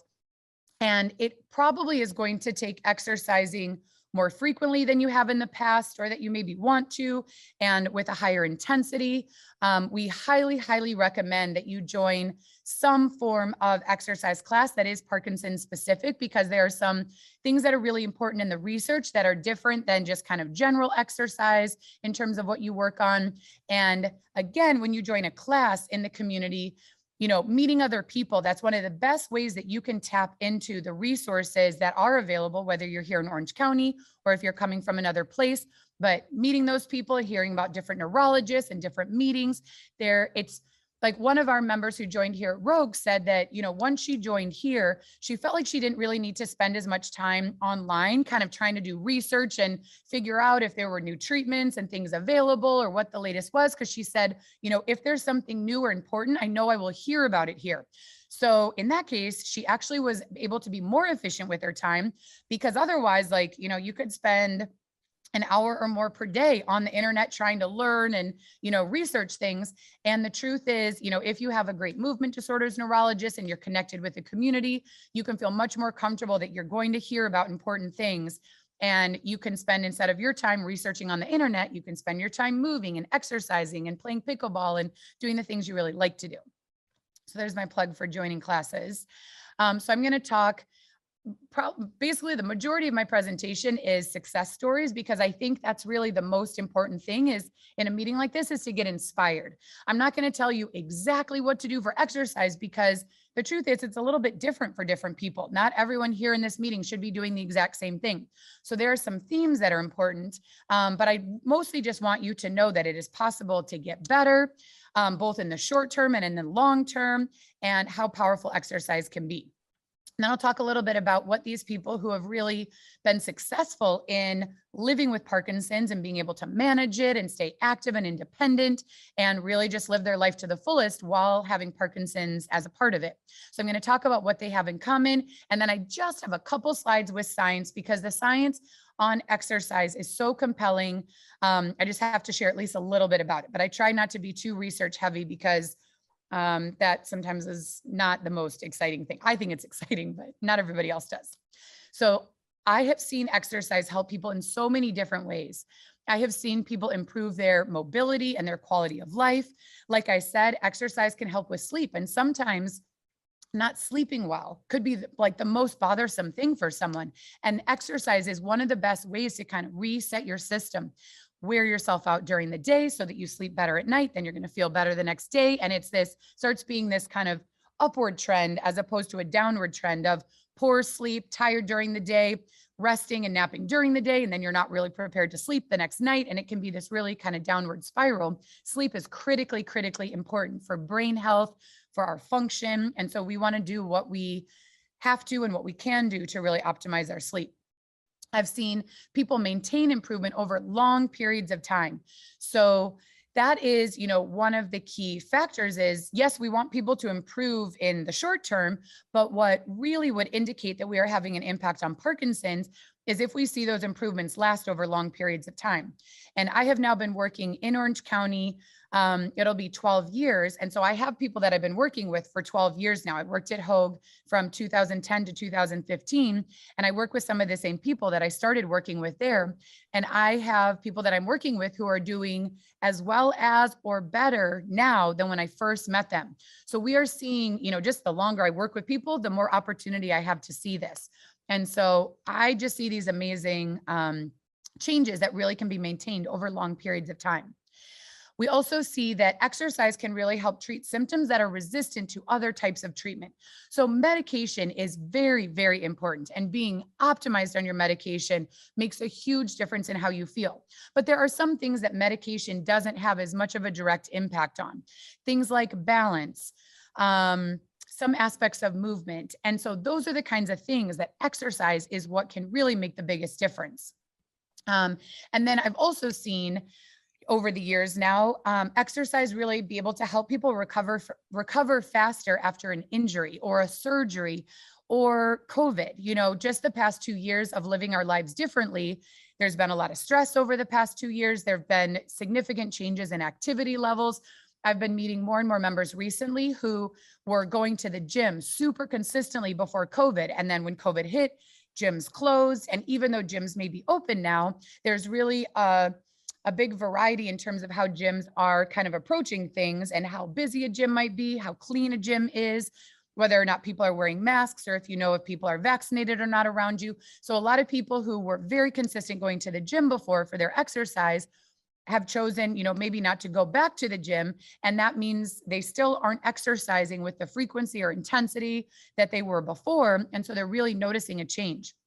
So once they get back to exercise, I personally feel like changes that have occurred during COVID, even though it's been 2 years now, I think a lot of those can be improved in. And I don't think it's unreasonable to expect people to be able to get back to where they were pre-COVID if they get back on a really good exercise schedule. We've also had a couple members with, a fall and a fracture who have been able to recover back to their baseline from prior to that injury, as opposed to a lot of times for people with Parkinson's or even just older adults without Parkinson's, when there is a fall and an injury, often people don't kind of fully recover back to where they were before, but it is possible. So I just see exercise be able to do so much for people. But it does take work. So this is John Ball, who I mentioned at the very beginning of the meeting. He's one of the people who I met early on, even it was when I was in physical therapy school. We participated in the LA Marathon 5K. And John Ball has started a nonprofit called Team Parkinson. And they do fundraising with the LA Marathon and some other events. And they raise funds, to help find the cure and to do research. So the reason that John Ball started this nonprofit is he was diagnosed with Parkinson's at 39. He had symptoms in his 20s, but he was so young, and this was 50 years ago. And so it was even harder at that time to really get an accurate diagnosis. That for probably a decade, he was going to different doctors trying to figure out what was going on. They finally figured out it was Parkinson's. He was diagnosed at 39, which is already, on the young side. And then, he was working, he had kids, he was busy. He did start to exercise and he started running. And when he was 51, he ran his first full marathon. And then since then, he has run over 25 full marathons, many, many half marathons, an ultra marathon, he's run so many races. He's in his 70s. He's had symptoms of Parkinson's over 40 years and he's still active. We did the LA Marathon 5K right before COVID. It was in March of 2020. So it was like kind of right when COVID was a thing, but it was before everything had shut down. But we went up and did the 5K, and he had not been able to train very much that year. He'd had some other things going on with his health separate from Parkinson's, but he ran the 5K that day. And even being in his 70s and with Parkinson's for so long, he got first in his age group for the 5K. So he is just someone that is so inspiring. He lives in Whittier. He speaks at support groups around the area. He's definitely someone who's worth going to see speak. He's written, I believe, 2 books. This is one of them. So this is just, I think what's important is to seek out really positive stories and positive individuals. A lot of what you'll hear and see about Parkinson's is negative. And I do not at all want to minimize the challenges that come along with Parkinson's. I'm not saying it's not going to affect your life in significant ways, but I think it's also very important to acknowledge and, seek out positive information and people who are doing well, because there are many stories of that. And that's what you want to focus on and see, what are these people doing differently that's allowing them to be so active and independent, even after having Parkinson's a long time. And, what can you learn from them and implement into your own life? So here's one example of one of our members. This is Anne. She was diagnosed 16 years ago at age 40. She was still working when she was diagnosed. And so it took her a number of years after being diagnosed. I think it was about 8 years into her diagnosis when she was able to start exercising on a really consistent basis. Since starting to exercise, she has been able to decrease the amount of medication that she takes each day, which has improved her symptoms, and she experiences less side effects, and her fitness levels have really improved. And she is just an amazing athlete, which, she's one of the people who I would say did not really like to exercise. I think she still wouldn't say that she actually likes to exercise currently. She just knows what it does for her. And so she's willing to put in the time and effort because of what it does for her. But prior to being diagnosed with Parkinson's, she really didn't exercise very much. And so she is someone who, in her middle-aged years and with Parkinson's has become, quite an athlete. That was something she didn't really do before. These things are amazing. Like jumping up on a box like that is difficult for me. So you can see she's doing some really cool things here. And here we have this sand dune, which is this foam kind of balance apparatus, somewhat simple, but a really great way to challenge your balance and practice different kinds of movements so that you feel really comfortable, being on the sand and on the grass and all sorts of different surfaces, or going on a boat, doing the things that you want to do with your life. Some of these videos are pre-COVID. You'll notice some of the ones that I've taken during COVID, we do have masks on, and videos that are pre-COVID, we did not have masks on. So this is during COVID. She came in and did experience significant challenges during COVID, and she was not doing as well. She noticed an increase in her symptoms, some other challenges, but she is one of the people who is really making a great comeback as she gets back into exercise. But you can see even during this time where she would say she was not feeling as well, what she is able to accomplish is still really pretty amazing. She doing this plank on TRX straps, I could not do it as well as she could do it. It was extremely difficult. So it makes me very proud to see people, be able to do such amazing athletic feats.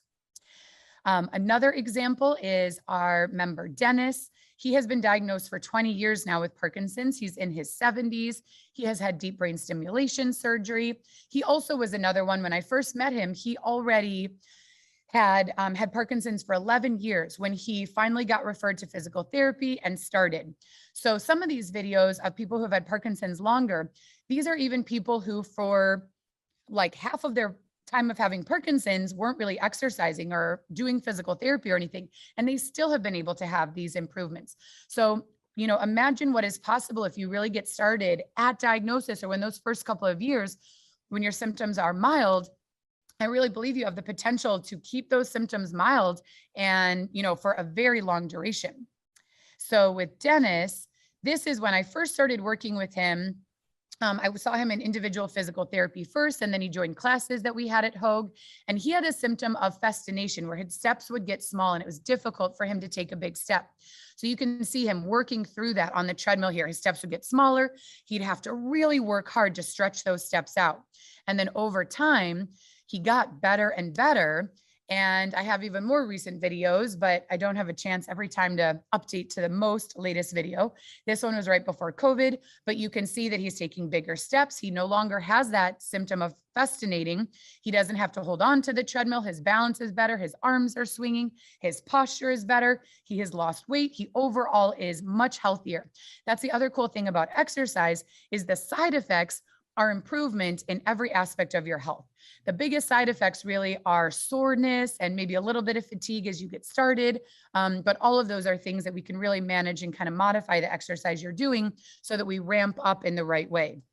If you have had experiences before of trying to get started with exercise and it not going well, really feeling sore or ill or extremely fatigued afterwards, it probably means that you went from 0 to 100 a little bit too quickly, and you really needed to ramp up a little bit more up to that high intensity exercise. In addition to walking on the treadmill, we can show that he improves his walking over ground as well. So over the course of this year and a half, he improved his stepping, kind of that ankle control on the left side, how quickly he was walking, his endurance, and just kind of his mobility. So training on the treadmill really translates to walking off the treadmill as well. All right, this is Terry. Terry set a goal, an ambitious goal of being able to jump rope. And when she first set that goal, she was not able to jump rope. And so you'll see in this video on the left side, this is early on, and she, like many people would not agree to, allowed me to videotape her not doing something. So at the time, she was able to swing that rope, and then she had to kind of step over. She was not able to jump over with both feet. She didn't have the strength, the balance, the coordination, the timing to do all of that. She set it as a goal. What her training was not trying to jump rope every single day. So she did exercises like the power moves. She was walking on the treadmill. She was doing circuit classes, things like that, but working on the same types of skills that are required to really build that ability. And over time, you can say 6 months in, she was able to jump over with both feet, one jump at a time. 2 months later, she was able to start jumping with quite a few jumps in a row. December 2019, she got even better. That is a skill that during COVID, she lost. And so that is something that we are working on getting back to again. So we're going to see another series like this of, you know, starting in 2021 and recording, and she will, like a phoenix, be able to do it again. But I also want to be totally honest, you know, if you stop doing the exercise that you were doing that was so beneficial, or you're not able to do it in quite the same way, it's possible that you're going to notice changes. And so during COVID, when we had to close our classes and move everything online, it was not the same in terms of exercise as what she'd been doing. So that is something that has decreased and her ability has declined, but we are working on getting that back again. And the reason that we want to do that is for real life. So this is Terry's backyard. A little bit noisy there. So she wants to be able to do gardening and be in her backyard. And you can see it's different types of surfaces and obstacles that she has to step over.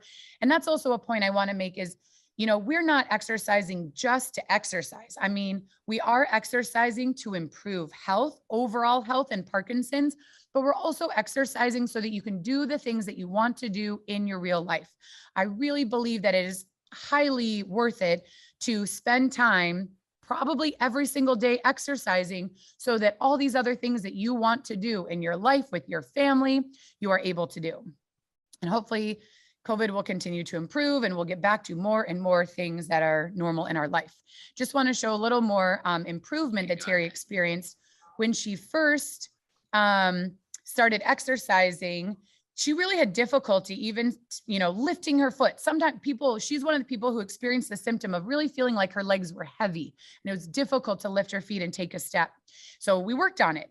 And then, 2.5 years later, she is stepping up onto this really tall surface without holding on to anything. She has improved her flexibility, her strength, and her balance to be able to do something she really could not do before.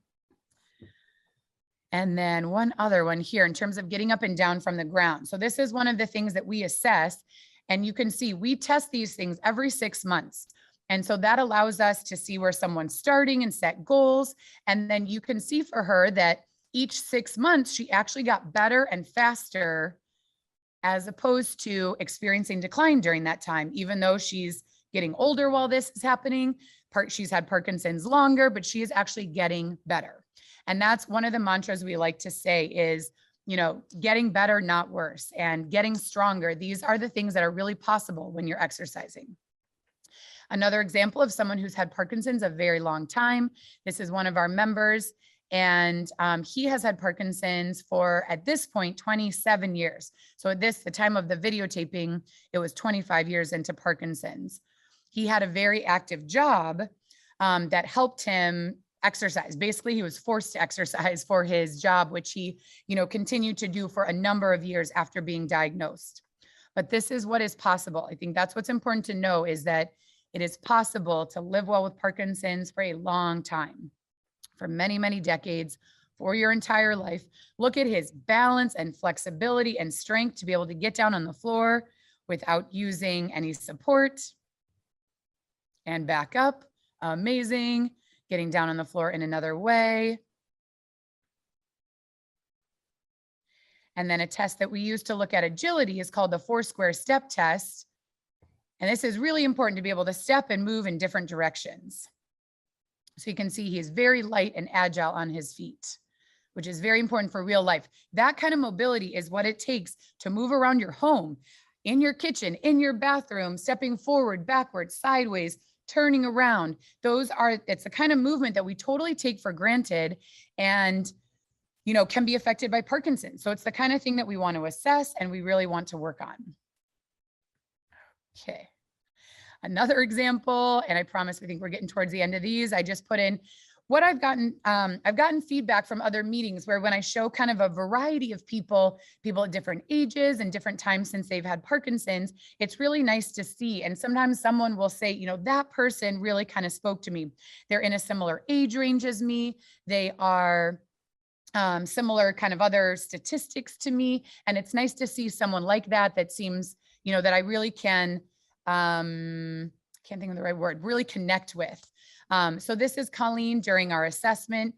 We do a test, assessing how well people can get down and back up using the least number of limbs possible. You can see she was able to do it faster and better and get up especially easier, which is the hardest part. And her statistics, so at this time, she was 69 years old and she had been diagnosed. This video is also from 2 years ago, right before we moved into our new space. So she had had Parkinson's for 7 years at that time. And over the course of 1.5 years, she had improved her cognition and processing speed, her single leg balance, her functional strength, her balance tested in another way, her walking velocity, endurance, fine motor dexterity, and grip strength. These are all the things that we test as part of our assessment. And we basically saw improvement across the board. And that is really, exciting to see. This is another gentleman who's had Parkinson's a long time. At the time of these videotapes, he was late 70s. He had been diagnosed in the 90s with Parkinson's. He also had had deep brain stimulation surgery, and he had a change in his posture. And that's one of the things that can happen. There are symptoms, as Dr. Bixby mentioned earlier, and different people experience different symptoms to different degrees. So some people may never notice a huge change in their posture. Some people, that's one of the more significant things that they notice. And that can be one of the trickier things to work on. But what we see is when people really commit to exercise on a regular basis, it can improve. So these videos are 1 year apart. So even though he was in his late 70s, had Parkinson's over 20 years already, he experienced this much improvement. He was exercising 5 days a week, 2 days of rock steady boxing classes, 2 days of cardio exercise or aerobic, walking on a treadmill, and then using a stationary bike, really working on getting his heart rate up. On the treadmill, he really worked on the quality of his walking, taking big steps, using his arms for a little bit of support, which allowed him to be more upright.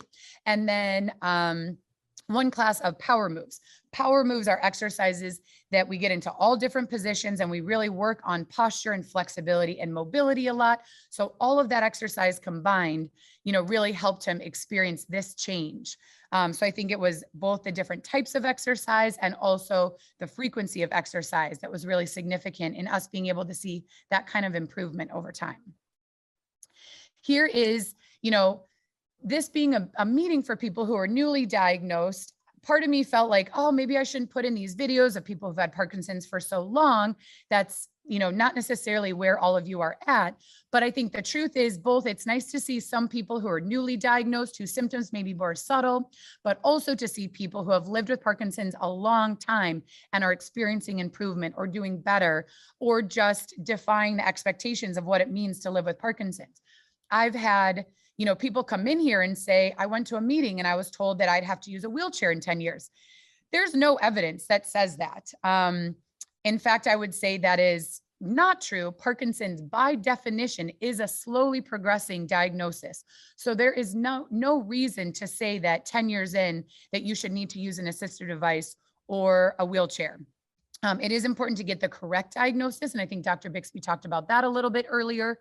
If you are experiencing more significant symptoms or a faster progression than is expected, or if you don't have the same response to medication, that's definitely when you want to talk to your neurologist to figure out what's going on. Do you need to adjust your medications? Is something else happening that you need to be aware of?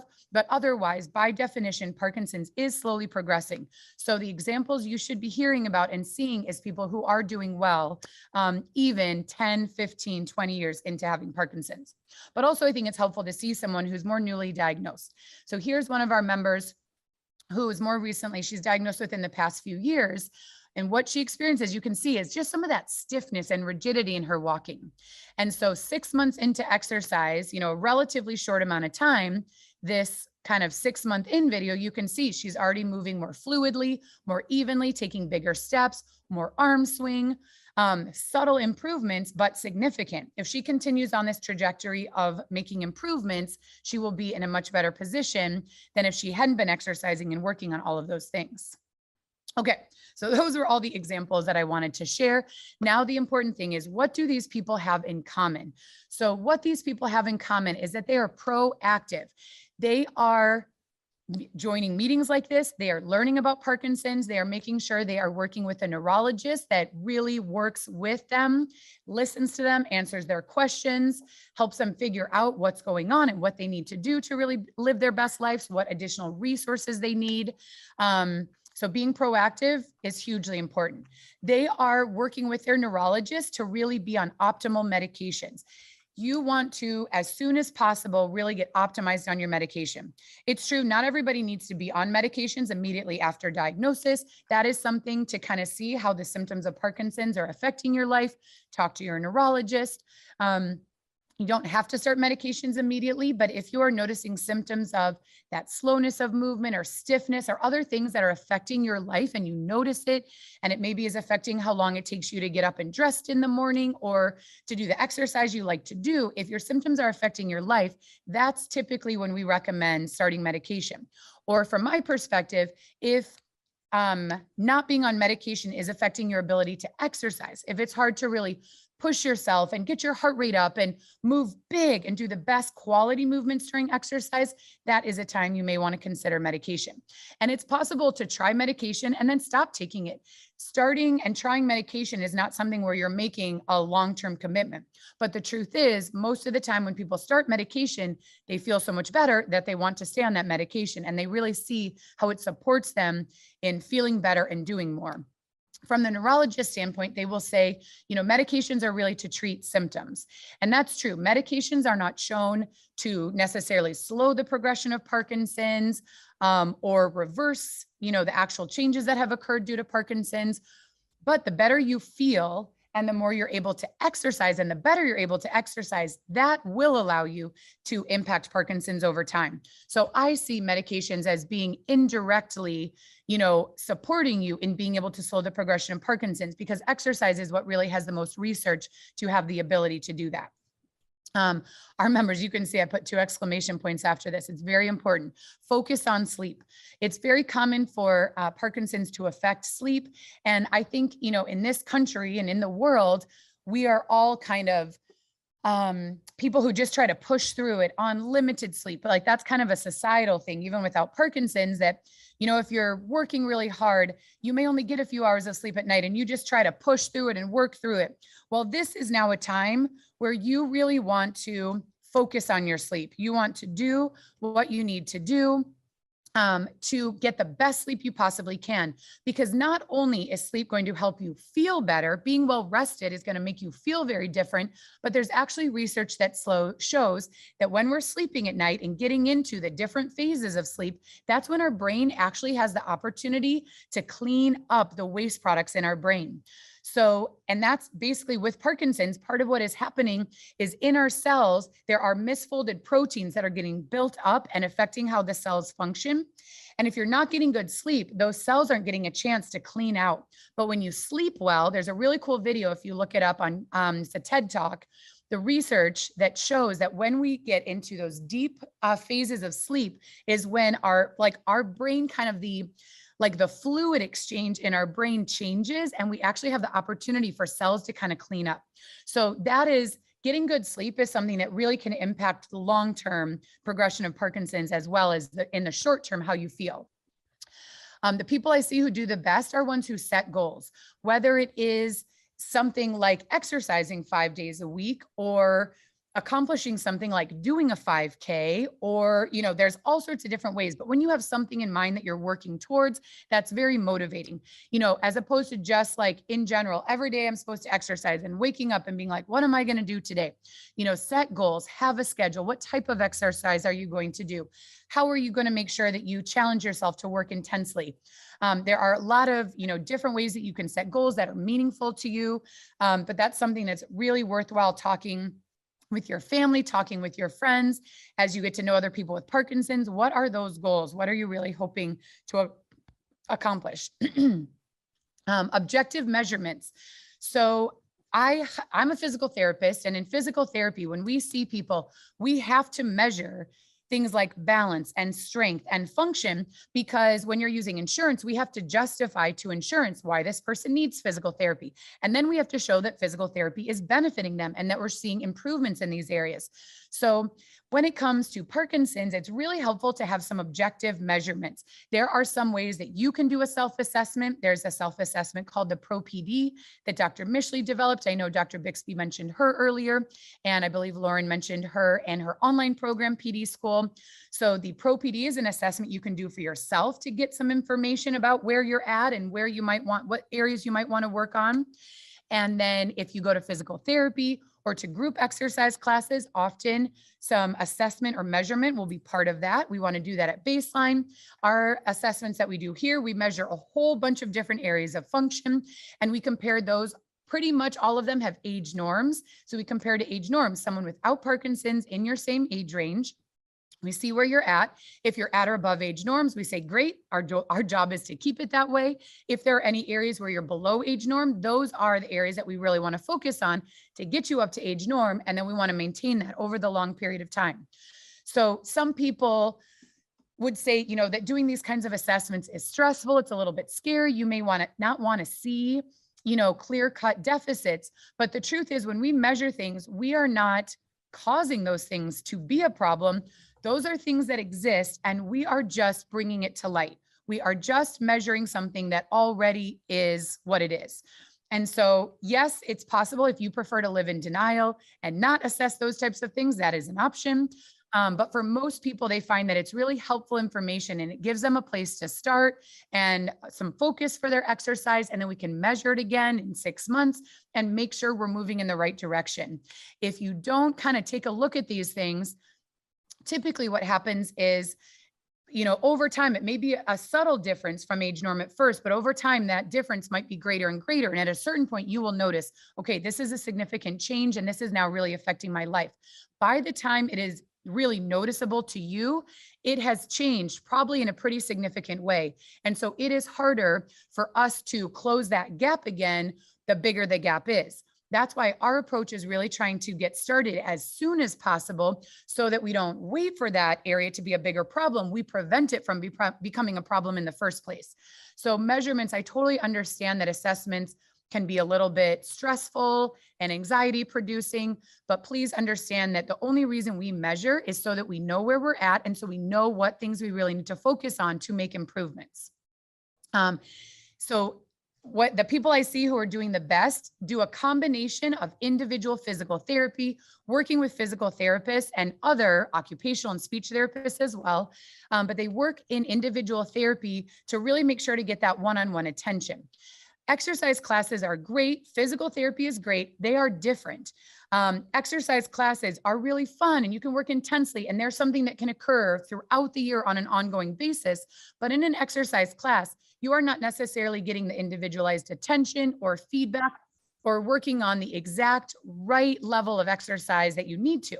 That's what can happen in individual physical therapy. So a combination of those two things, physical therapy through insurance and occupational therapy and speech therapy, typically there is essentially a certain dollar amount. If we're looking at something like Medicare, if you have an HMO or PPO, it's typically a certain number of visits that you get access to in a year.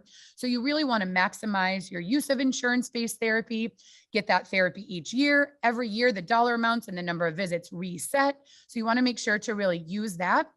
And then ideally you are exercising all throughout the year, even when you're not in therapy, and doing that through a combination of joining exercise classes in the community where you will continue to get challenged in new and different ways, and then also potentially doing some exercise on your own too. When it comes to the type of exercise, what the research says is that there are two main types of exercise truly that we all should be doing, not just if you have Parkinson's, but every person who wants to be healthier should be doing aerobic exercise. We want to get our heart rate up. We want to work intensely. We want to increase blood flow to the brain. And then we also want to work on skill-based exercise. So skill-based is any skill that you want to get better at. If you are a golfer, you're going to train some golf-specific things. For basketball, you train specific things. If you want to get better at your balance, you train specific things. If you have Parkinson's, we want to do Parkinson specific exercise. We want to do the type of exercise that really challenges you to move bigger, to move faster, to challenge your ability and your balance and your posture. And the things that typically can change with Parkinson's, those are the specific things that we want to work on. So that's where it really helps to join a class, because you will make sure to work on those kinds of things. If you're exercising on your own, you may not really know exactly what those things are, or you may not know how you are doing the exercise. A lot of times people think that they're moving big or doing exercise really well, but when you are exercising in a class, you will get feedback and shown, okay, you can actually do this even better. We also want a range and intensity. You want to do definitely some high intensity exercise, but not all your exercise should be high intensity. You need to have some that's more moderate, some that's even low intensity. Things like Tai Chi, Qigong, a gentle yoga class can be really great, different forms of exercise. Frequency of exercise is super important. It really needs to be happening most days of the week. The bare minimum is 3 days a week to expect improvement. And then each additional day is additionally beneficial. So what I recommend for most people is to have a goal of 5 to 6 days per week, knowing that a day or two here or there, it might not happen. It's better to set a goal to be doing a little bit more frequent exercise so that when you miss, you're not all of a sudden only exercising 1 or 2 days in the week, because that is probably not going to move the needle. Change in diet. So there are some really common things that are healthy for most individuals to do: less processed food, less animal products, more plants, Mediterranean diet, a more plant-based diet. You do not have to be vegan to really experience a change, to experience benefit from making changes in your diet. So just trying to increase those fruits and veggies throughout the day, trying to decrease processed food, maybe learning to cook some more things, make food with your family. More home cooked meals are shown to be really beneficial. You know exactly what goes into those. And that is something that can help in so many ways. It's really important for our brain. Fruits and veggies is where antioxidants come from that are really going to help our brain function better, really with regards to kind of neuroplasticity again, and then also digestion. The more plants you eat, the more fiber you're getting, and things are going to keep moving through your body in a much more consistent way that is going to help your medication work better, help you feel better, and be able to exercise better. So like I said, you do not have to be vegan, but you do want to increase the servings of fruits and veggies throughout your day. And then trying new things in life. So one of the common things that people experience with Parkinson's is a little bit of withdrawal from activities. And all of us have experienced that over the past 2 years, the need to withdraw to try to keep ourselves safe. But we want to keep trying new things throughout life. We want to get outside our comfort zone. We want to meet new people. We want to try new things. You know, this is not only just important for us to kind of stay active, but it is one of the areas that's actually shown to be so important and powerful for the brain and healthy for our brain over time, is to really try these new things in life. So there are a couple exercise studies that I really like. We are going to send those out in the follow-up email so that you can take a look at those to see kind of when I talked about this high intensity exercise and frequency of exercise and why it's so important. So we'll send that out as a bit of a follow-up, because I know it is already time to continue on. So I'm going to stop that share there, and I'll have Lauren rejoin me. Are there any questions specifically about exercise? We've had a couple come in. One person mentioned that it's difficult to exercise intensely. They have rheumatoid arthritis and osteoarthritis. Any comments on that? And someone else actually mentioned a knee replacement. So we all have our physical challenges in addition to Parkinson's. Any thoughts? Yeah. So the first thing I would say is this is definitely a situation where you want to start with individual physical therapy with the goal of moving towards being able to do classes and other forms of exercise. So when it comes to pain and arthritis, the good news is exercise is also very helpful for those conditions as well. But it's critically important to start with the right amount of exercise. So yes, high intensity exercise is important, but if you have had a surgery or if you have pain, you don't go from 0 to high intensity. You need to start with what you can handle. And sometimes that is getting on a bike and doing 2 minutes. And then the next time we do 3 minutes. And so working with a physical therapist one-on-one, they will help you get started with the right level and then slowly work your way up over time. So that's, I think, the biggest one is that it really needs to be this slow progression over time to increase what you are able to do. So that's probably the biggest one there. And then when it comes to a knee replacement, so again, having physical therapy, and often what you need to do is in physical therapy, you need to let them know, I'm not just here, you know, when it comes to arthritis, I'm not just here to decrease my pain. I'm here to decrease my pain and also really be able to increase my activity levels. And due to having Parkinson's as well, this is what I would like to be able to work towards doing. Same thing with the knee replacement. This is what my goal is to be able to work towards doing. Of our members here, we have lots of people who have had surgeries, shoulder replacements, knee replacements, hip replacements, fractures. So it is something that you definitely can work through, but I think it's just, you need to take more time building up that intensity to exercise kind of one step at a time. And sometimes you need to have kind of workarounds in certain positions. You might need to have padding under your knees to get on all fours. You might need, like we've got some great knee pads. You might need to actually have support under your shin so that your knee is not, you're not actually even supporting on your kneecap. So that's where physical therapists and occupational therapists are experts in helping you figure out what kind of support you need to be able to do the exercise that you want to do. So I want to encourage you, to believe that it's possible, but just know that it's maybe going to take some time to get there, but it's better to take 6 months and slowly work your way up and then be able to do that form of exercise, then say, because I can't do high intensity exercise now, I'm just not even going to bother. So yeah, there are definitely, for some people, it takes a pretty long period of time to really get started. And then like on the treadmill, we have people that, only can do like 2 minutes the first time they're on the treadmill. And then we literally increase by 1 minute each time. And then all of a sudden they're to the point that they can exercise for 30 minutes straight.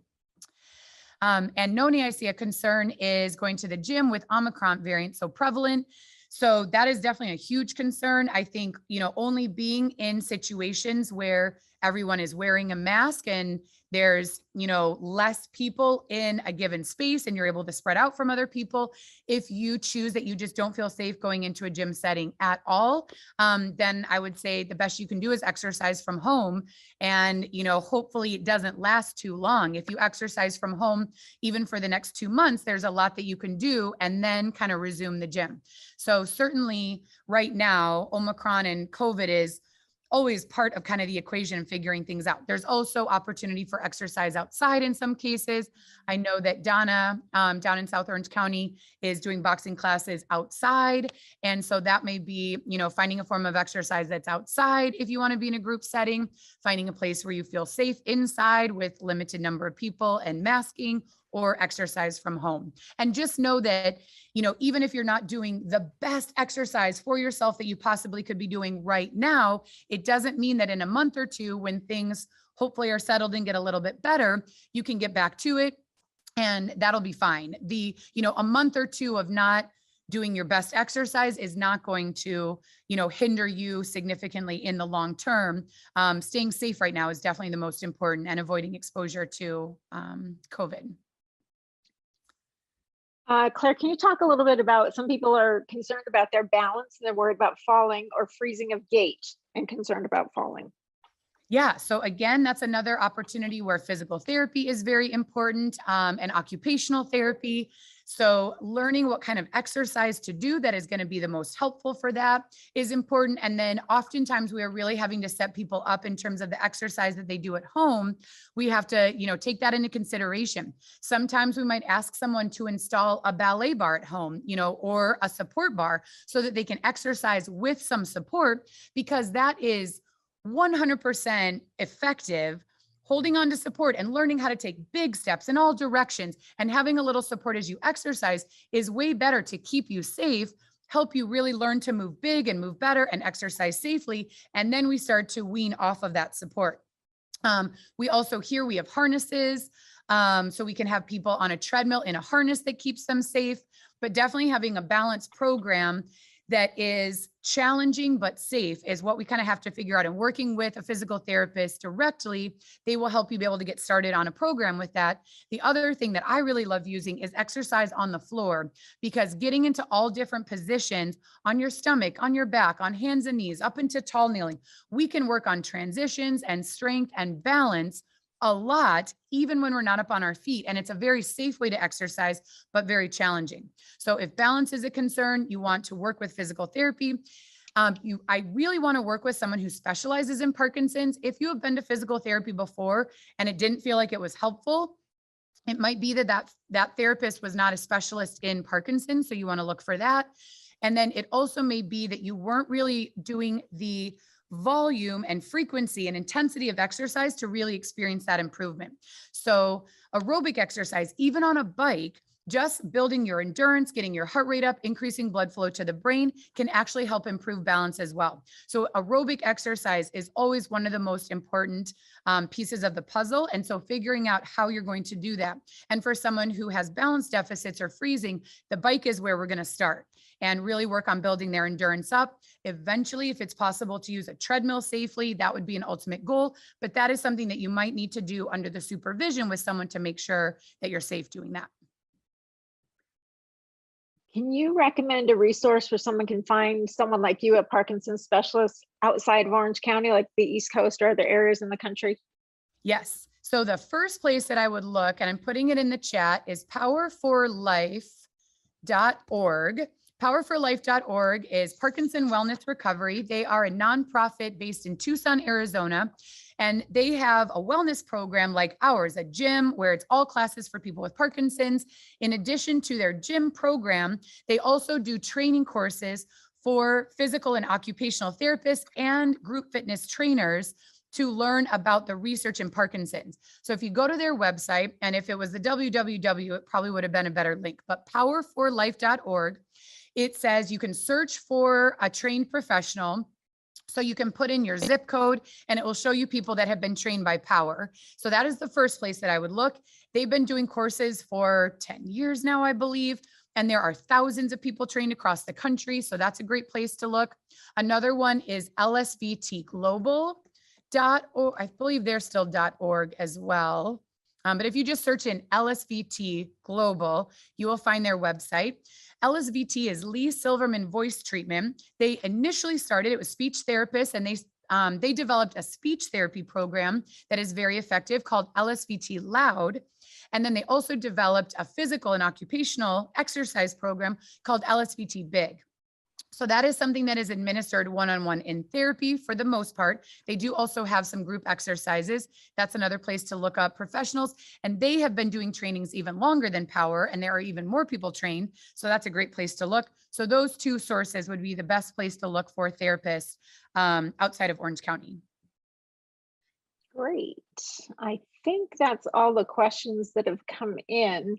I just want to note personally for myself, before I was diagnosed, I was not an exerciser. I was someone who had a lot of activity. I would go walking with my friends. It wasn't real aerobic.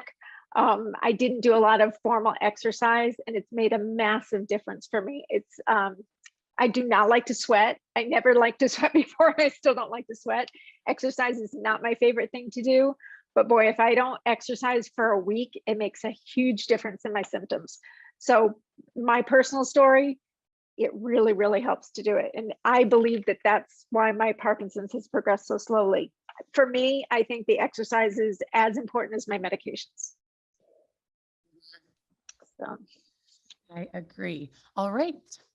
So yeah, if any other questions come through in the chat, I can answer in the chat, and we'll have a little bit of time at the end of the meeting too for any other wrap-up questions. But I'm guessing you haven't shown kind of the resources on PD Buzz yet, right, Lauren? have not, no. So we're going to talk about some of the local resources in Orange County. And if you're not from Orange County, a lot of these resources that, there's similar programs throughout the country. If you're really stuck and you can't find any, contact me. Maybe I can help you find programs in other places in the country. But if you go to pdbuzz.com, we have tried to make this website pretty cohesive with all the programs and services that are available for people with Parkinson's in Orange County.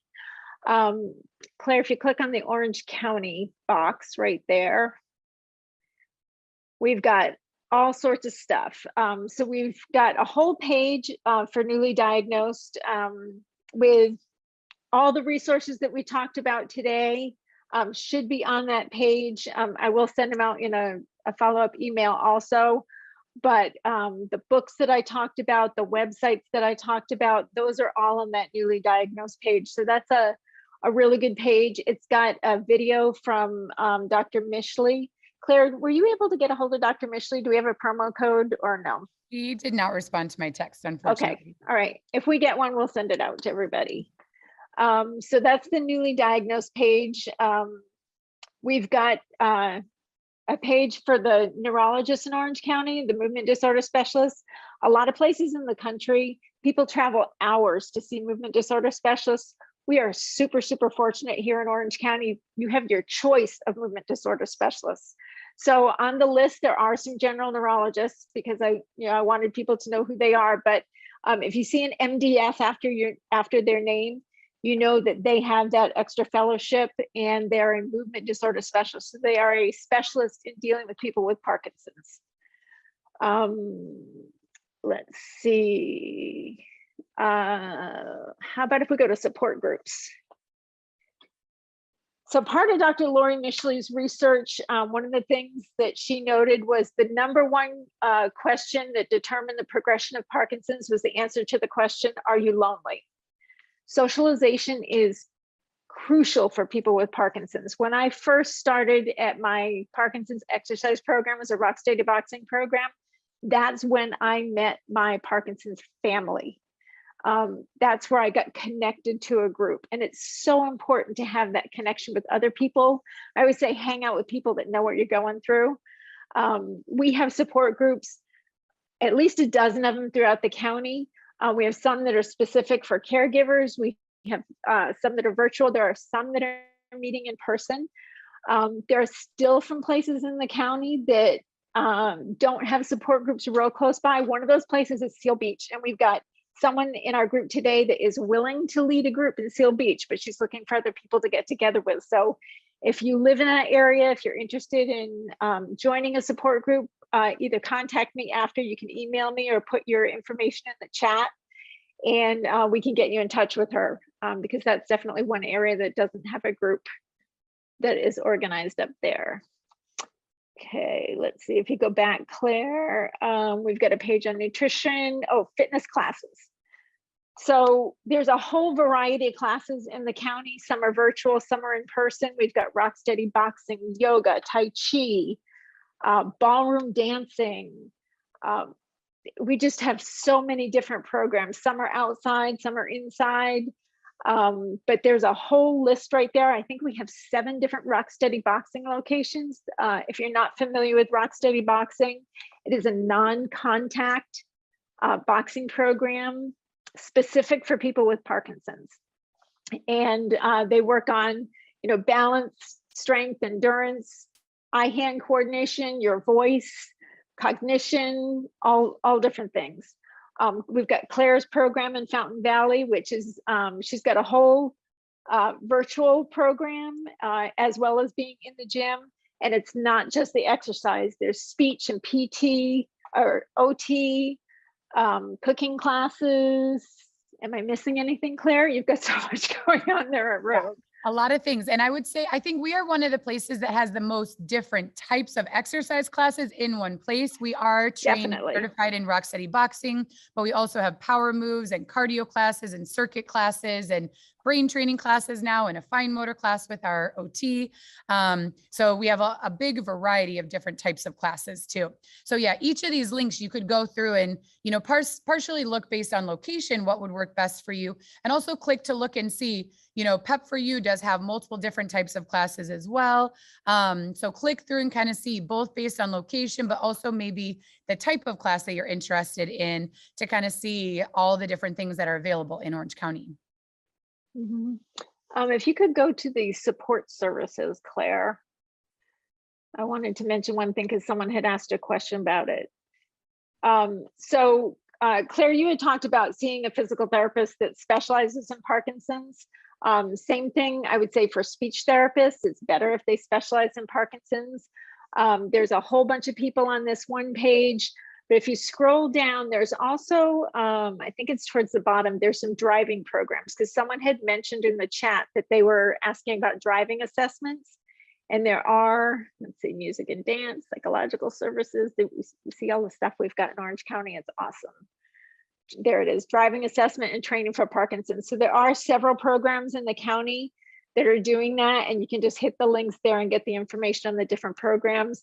I know whoever asked about it asked about how much it costs, and I am not familiar with how much it costs or if insurance covers it. I don't know. Claire, do you know?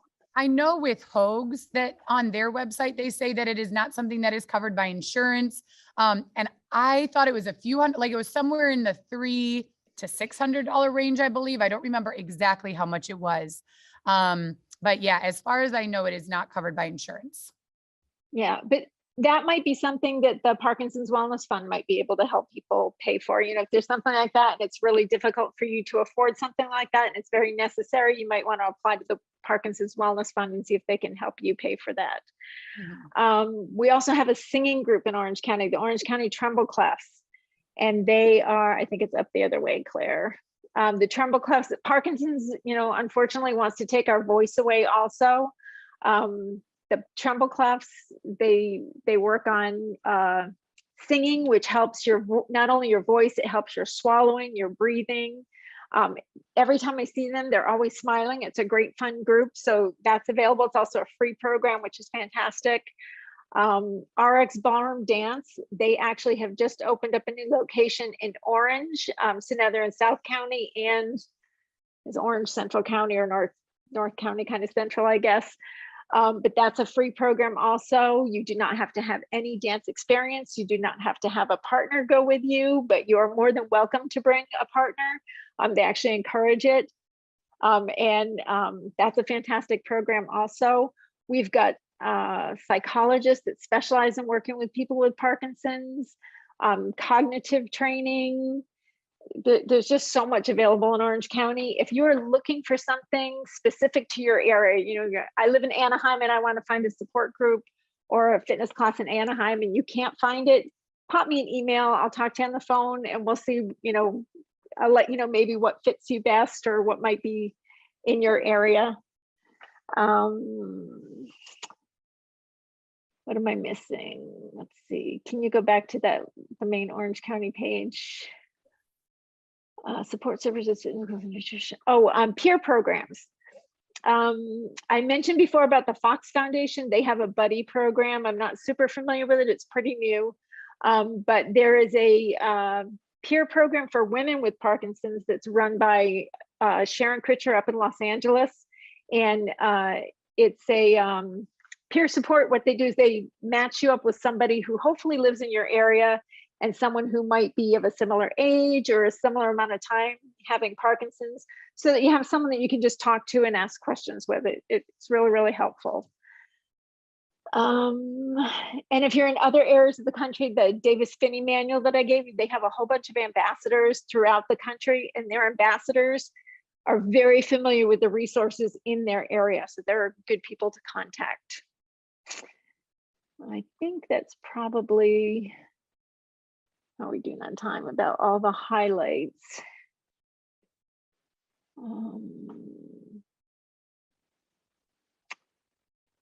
Oh, and we have an events calendar on there also. I try and keep that very updated. We have walks that happen on a regular basis. About once a month, we have a group that gets together, usually in South Orange County. And we just get together to go outside and walk. During COVID, we found that we were really missing each other and we needed some interaction. We wanted something outdoors. So we got together and about once a month, we just go for a short hike and hang out. Anything that's going on, any lectures or anything like that that are specific to Orange County, you'll find on our calendar. And we have a newsletter that goes out once a month. So if you go to PD Buzz, you can sign up for the newsletter also. And I'll try and keep everyone updated on what's coming up in the next month. So I think that's about it. So I think we'd like to open it up for questions. If anyone wants to, I'm going to stop the recording. And if anyone wants to ask any questions, we'd be happy to see if we can answer